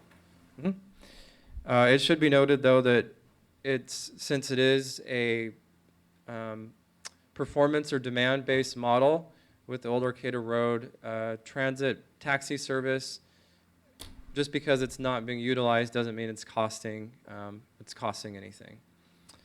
And the last update, Blue Lake Saturday service. Blue Lake Saturday service was found as a unmet need, reasonable to meet in the last UTN cycle. And that was because HTA's Willow Creek route was going by the city of Blue Lake on Saturdays without stopping. They did launch that on October 12th. They are now, Willow Creek is now stopping in Blue Lake on Saturdays. And last finding was the city of Eureka, over by Pearson's, there's a large area of commercial and lodging that has no transit stop for some distance, and that was found as an unmet need reasonable to meet in last cycle. However, there is the agency associated with that's currently spending all of its money on transit, so that has been tabled until funding becomes available. And I think, as Estelle was formerly on the board, and I think I've been on HT for 7 years, this is something we talk about at every meeting is the unmet needs, and we hear it, you hear it, and as Director Mattson says, the main thing is to provide service to that part of our community that actually utilizes and needs that. And not just that, maybe 20 people on a bus is better than 15 cars being downtown. So, thank you, Philip. Thank you. Supervisor Fennell? I do have some comments to make about Southern Humboldt. I want to show a great deal of appreciation for the HTA for working really, really hard to make sure that we have a viable bus service down there. We did have a local bus service that was just not being used, and we worked really, really hard to make it address the requests that came before us, and it just did not have the ridership. But what we did as a compromise when we took out the local little runabout is that we expanded the intercity so that it covers more ground and has more routes and also works on the weekend. So I think that that's where you fine-tune it. When the need is identified, you fine-tune it, see if people are actually using it, because maybe only 1 or 2 people show up to the meeting. That's something they want, and then nobody else rides the bus. And that, it's unfortunate, but that's the way it kind of works. So I do want to show a great deal of appreciation for HTA working with Southern Humboldt. And I did, just so you know, hear from one constituent who was talking about reinstituting the quail, and that was something that was around a couple of decades ago, I guess, and it was a bus that was aimed just at the senior population. And one of the concerns that was brought up was that there is no ADA accessible transportation, and that's just not true. I mean, I know that the buses can take somebody who's on a wheelchair, but and has other potential needs as well. I just don't know, but I'll put it out there. Is there any potential for something along the lines of the quail to be resurrected? That was separate from HTA, and I just don't think that it's viable, but I'd like to hear it anyway. As stated, it failed because it didn't meet ridership, and that was consistent over a period of time. If somebody would propose it and look at it, that would be one thing. But I don't do transit myself. I just simply fund those that do transit. If somebody were to come up with a viable business plan that we could look at, that would be reasonable to look at. But having failed, it's a similar situation on Old Arcata Road. Everybody said they wanted the service, but when we really go out there, we're not getting a lot of participation. What we're doing on Old Arcata Road is actually pretty innovative. It's more of a Uber Lyft kind of a model than it is a standard transit kind of model, and we're still not getting participation. And so We all like what we had when we were kids, but sometimes life changes and things move on. And if there's a viable business plan, we're always willing to look at that. Thank you. I had a bicycle when I was a kid. Supervisor Madrone. Thank you, Mr. Chair. Couple quick questions. Eureka now runs its system under HTA. Yes. So there's really only two systems in Humboldt, HTA and Annie and Mary. There is also Arcades. the Blue Lake Rancheria. Right, the rancherias have some. KT-Net out there as well. So QT-Net is in Willow Creek? KT-Net up in the tribal area north of Willow Creek. Right, so Willow Creek, Hoopa, Witchbeck. Does it go to Orleans? No longer. It went there for temporary. But didn't get much ridership, yeah. Okay. There's a lot of consolidating going on in government all over the place and in services. Did the consolidation of Eureka's system under HTA save some money versus Eureka running their own in terms of administration and dual costs, things like that?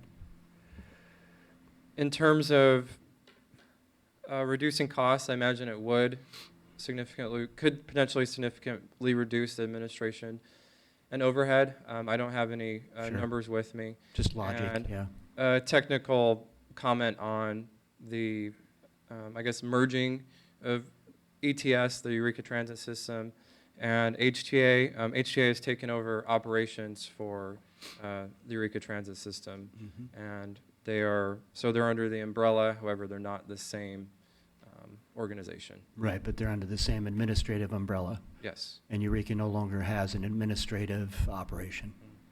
So Arcata, I know they're wondering what they're going to do as well because their system is struggling, as I understand it, from a couple council members trying to operate all on their own. It just makes a lot of sense to consolidate all these services, but that'll be up to Arcata, I assume, and HTA ultimately. Let's see. I hear a lot about unmet needs in the community. I've been attending these meetings for decades and attended one recently in McKinleyville. And when we look at the county, I mean, I hear a lot about Southern Humboldt having issues with a need for more regular runs and other things like the quail used to provide things like that. So I certainly would support looking at what might be successful, you know, in terms of adding services for Southern Humboldt. I will say that I think Northern Humboldt's system is completely dysfunctional, and it's not due to the fault of anybody. It's just what we have, whereby McKinleyville, the third or sometimes second largest city in Humboldt County, or non-city, doesn't have its own bus system. So there is a huge unmet need for transit in McKinleyville. Being as large as it is and being a bedroom community, there is a tremendous opportunity for ridership. And that plays out in the unmet needs meeting we just had recently in McKinleyville, where many people came to comment about all of this. It also, in Northern Humboldt, doesn't serve the commuter transit very well, because if you're getting on in Trinidad, you wander around McKinleyville for 45 minutes to an hour before you get back on the road to head to Arcata or Eureka. So it doesn't serve that need very well at all. Additionally, you can get your bicycle on in the morning in Trinidad or even McKinleyville and get into HSU. But if you think you're putting your bike on in the evening to come back to McKinleyville or to Trinidad, it's not happening because of the limited number of bike racks. So that's a serious unmet need and a problem. And so the current transit we have in Northern Humboldt doesn't really serve the commuter route well at all because it wanders through McKinleyville. And because it really doesn't wander through all of McKinleyville, it only wanders through a couple of main routes, it doesn't really serve McKinleyville well at all either. And so I would propose that we have over $400,000 in the budget this year, unless there's changes for next year. That would also be the case of unspent transit monies that have gone to roads. And I've talked with Director Mattson a lot about this, and I absolutely want to see more money for the roads. I had hoped Measure Z would have done better, and I intend to continue to work with Chairman Bohn and others to figure out how we can get more money in our roads budgets through various opportunities out there. But I do want to see all of these monies going to transit. And I would propose to my board that McKinleyville has a very large and serious unmet transportation need for transit. And I've been working with some of the members of the community to try and think about what that route might look like. For instance, a circular route that would do Central Avenue, down Murray, down McKinleyville Avenue, and back on School Road would create tremendous coverage. Right now, many areas of McKinleyville are over 2 miles from the bus stop. So when we talk about that last mile, well, in McKinleyville, it's that last 2 miles in many cases. Not to interrupt, but I think, and this is what the unmet needs, and I don't know if that's come up, and I appreciate that, but after 7 years I think this is probably better directed to HTA to see if they can do that, and then what they do is come back to Director Mattson and ask for funding. They show a need, and they show, and it's great that, but I think what we're doing is he can't do it. Understood. So that's why I've spent, excuse me, but that's why I have spent considerable time meeting with Director Mattson to talk about this process, and as well as with Marcella Clem and the HTA director as well, talking about what routes might look like, what costs might be incurred, and what the process and steps would be. And as I understood it, correct me if I'm wrong, Director Mattson, but as I understood it, direction from this board about specific things this board would like to see happen comes out in the action report from today's meeting that then goes to you and to HTA's board to consider.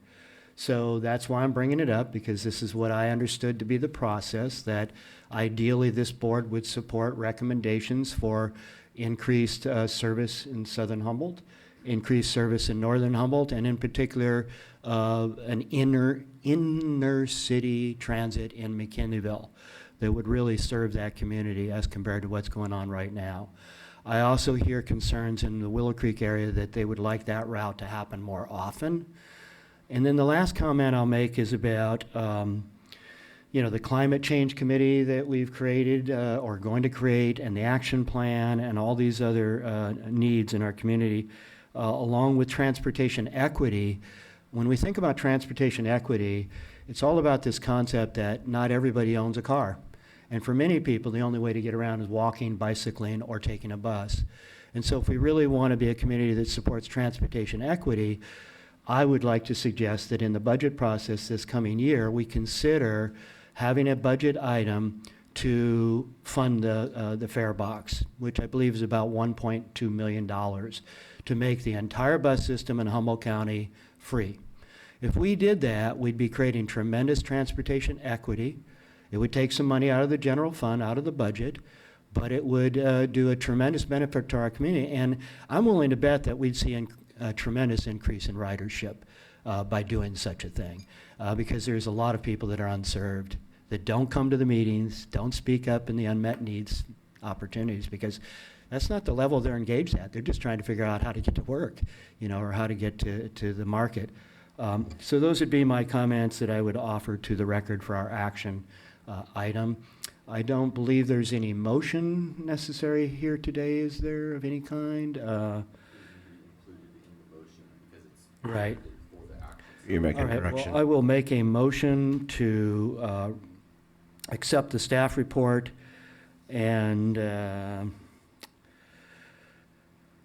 direct the clerk of the board to forward an action summary that would include looking at improved services for Southern Humboldt, improved services for Northern Humboldt, and in particular, as well as Eastern Humboldt, and in particular, a new intercity transit system for McKinleyville as part of my motion and recommendation.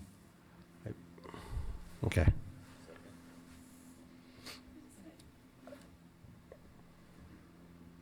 This is a lot more than we normally would. It is more than you normally do, but it's what I was recommended to do from the experts.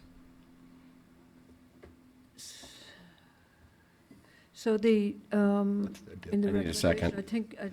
I think Supervisor Madrone, that number 3, direct the clerk of the board to forward an action summary of the meeting to the Humboldt County Association for inclusion in their hearings would cover all of that motion. No? I still need a I'm second. just trying to, Well, I will Second second for it with a discussion. clarification of what I will be okay with.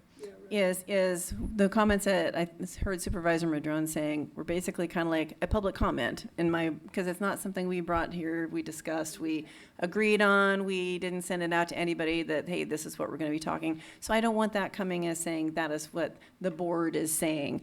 If it comes across that a supervisor had those comments in the public comment period, and that's not what's coming through. So I'm looking at Ryan, because don't we just forward whatever comments are made and forward it on to the? It's a hearing from the public about. Yeah, so I just don't see, I'm not comfortable heard saying the that the public board is sending that direction in its completeness. But I hear your comments and just trying to figure out how they fit into this. So for clarification, we haven't heard from the public yet. We have passed word from people that have spoken with us. So I guess that is part of it. But,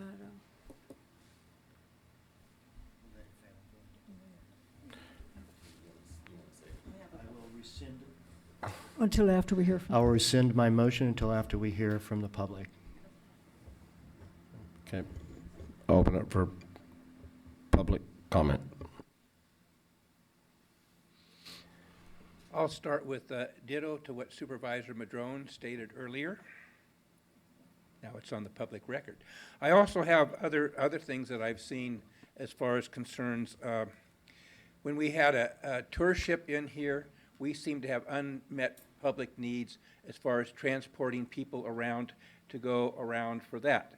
KTNet also satisfies unmet needs up there because they rent their buses out for special functions to move people around from one place to another. So to facilitate the actual rental or leasing and recover your costs from your main transit authority might be something you might want to consider because there is a need for that. The need also has been brought forward by you folks prior to some form of compensation or maybe different scheduling to enable your employees to not come down here and park. So that's a need that I think you guys would probably consider bringing forward, or if you're going to recommend my recommendation, that you consider some kind of a program and reimbursement to get your employees to use our transit systems. I think that's a definite need we need to have addressed here. So I'm kind of echoing some things I've heard over the many meetings that I've been here as far as the needs go. But the tourist business, and I don't know if I mentioned, but there's a need for tours. Again, the same buses could be leased out to take tours from the motels to the other destinations like to Fern Canyon, these kind of things. I continually have people that it's a transit need that seems to be out there to enable our tourism business, to help people like John Porter and the rest of moteliers get their clients to come here and get to these destinations, which I think we're lacking as far as enabling that to happen. I think that can all be done with our public service as kind of a partnership, and I think you'll also take costs of these buses and enable you to disperse them out, enable you to get more environmental friendly buses and increase your thing. I definitely recommend that any study, you do studies like maybe the McMack or something through Mr. Madrone's thing, will do an actual study, and then it takes marketing. So you're going to need somebody to market these things. And I think that's what's lacking as far as your unmet transit needs. The marketing is not out there. And again, one of the biggest needs is to address the needs of the elderly to get around. So whatever we can do to get those old people through the new models using your not your Airbnb, but your car people, to get them around there. I think those things are things that you could address under this. That was pretty wordy, wasn't it? Thank you. Supervisor Madrone? Is that the end of public comment? Looks like it. Thank you. So I'll make another stab at a motion. I would move that we direct the clerk of the board to forward an action summary of the meeting to the Humboldt County Association of Governments, HCOG, for inclusion in their hearing, and that we recommend that the HTA fully allocate all transit dollars to unmet needs. Generic.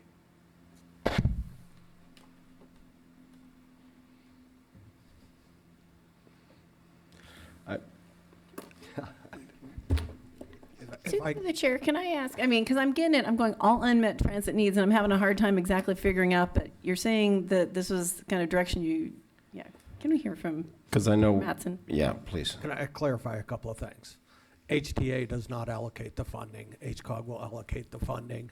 The unmet transit needs need to be determined by HCOG. So what comes out of here are basically recommendations or issues that have been brought up. If they determine that there is an unmet transit need, then we would have to look at that in detail and get a proposal from HTA to the county for the cost of that service. Okay. If it's underneath what we have available, we would fund it if it was found to be an unfunded need. That would be our priority with any money we had left, is to fund that unfunded need. So really, what you're doing as a board is sending a message to HCOG of we believe, or we've heard that these are unmet needs in the county, and we want you to consider them so that we can get direction to try and institute some programs to solve these needs.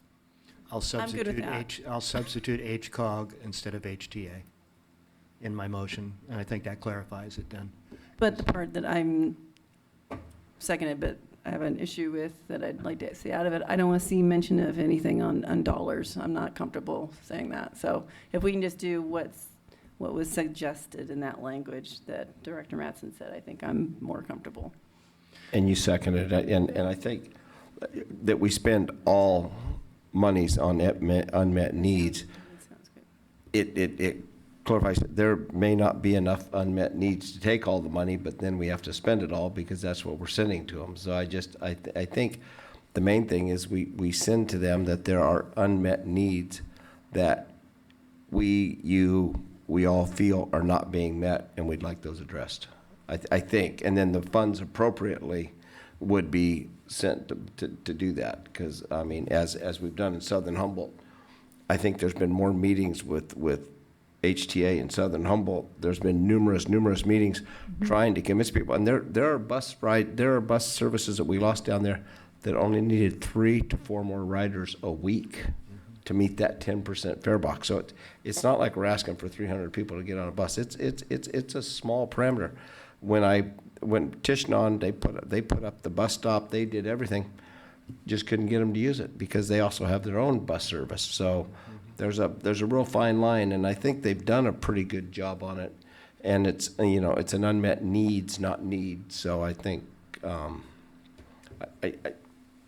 So I just want to address Supervisor Madrone. I'm on HCOG.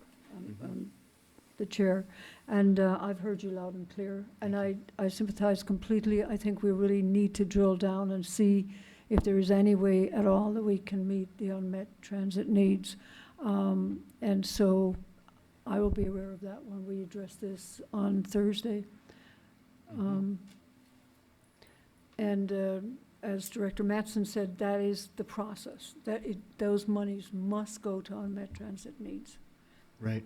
Yeah, I guess Yes or not, the yeah. only, through the chair, I guess the only reason that I try to pin it down a little bit more is after 30 or more years of going to unmet transportation need hearings and hearing people express that they're unmet needs and then seeing those needs go unmet and seeing money left in the budget to meet those needs. And that seems a bit broken to me in terms of process, that there would be the community coming to hearings saying, here's the unmet needs, there's money left in the budget, and then it ultimately doesn't end up going there. And my observation, I could be wrong because I'm learning all the time from you all, is that the stronger we are here at the board about, it's not just the public comment, because I've seen a lot of that over the years, it doesn't get met.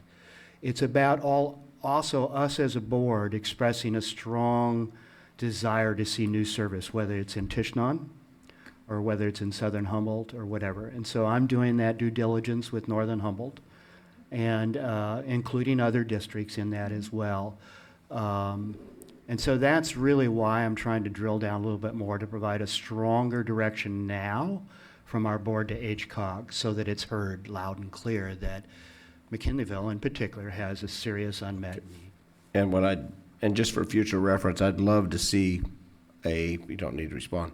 I'd love to see the last 10 years of unmet traffic needs to see what because I think the biggest thing, and as you're getting all these phone calls or as you 40 years of going to all these meetings. The biggest thing is it is by what we have these meetings, we send our staff out to these unmet meetings, tell people to go to that meeting and speak up. And then that's going to be considered an unmet transit need.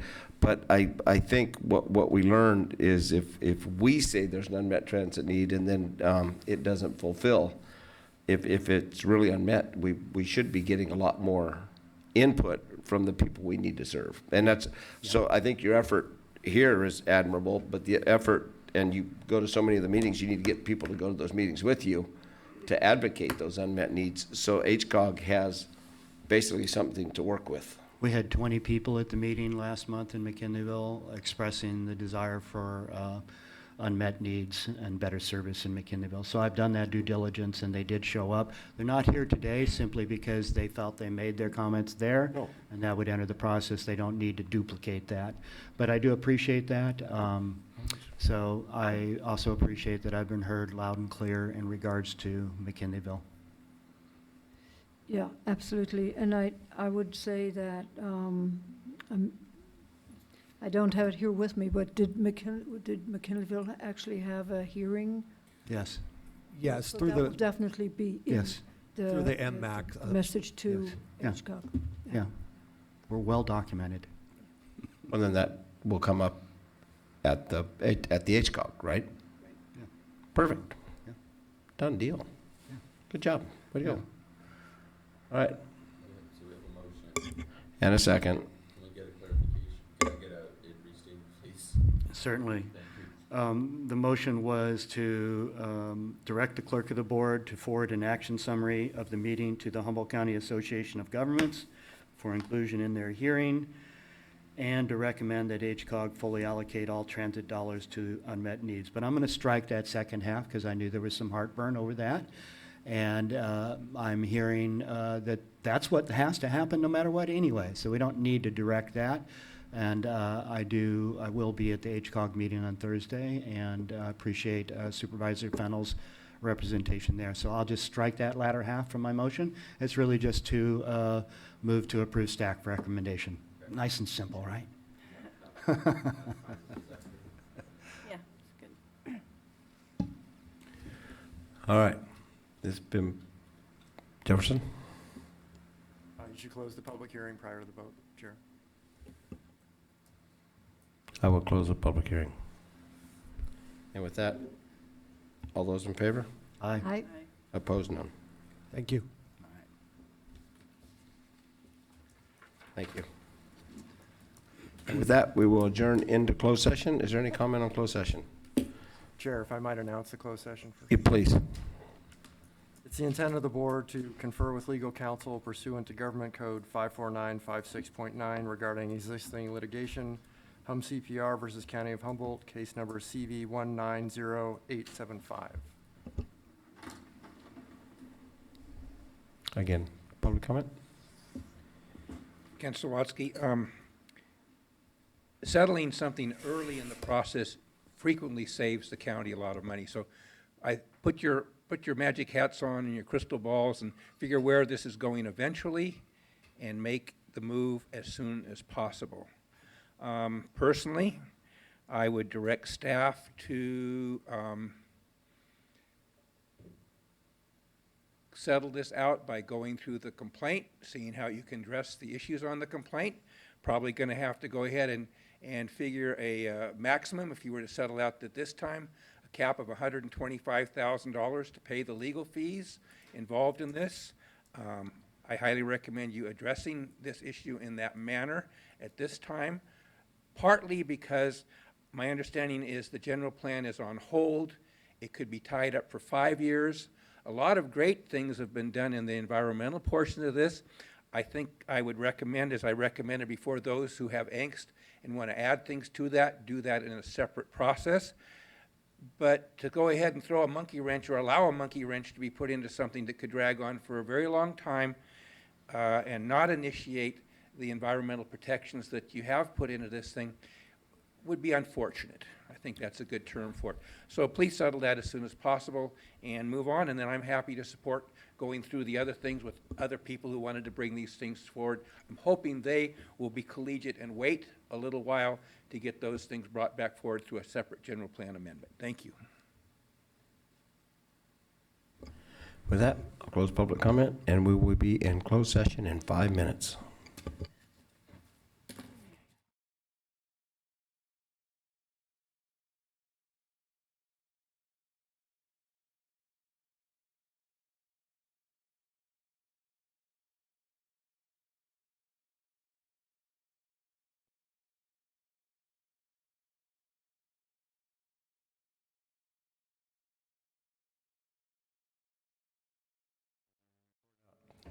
Yes, Chair, the board by a 4/5 vote has 1, authorized the litigation, and 2, authorized the risk manager to retain the firm of Remy Moose Manley for this litigation.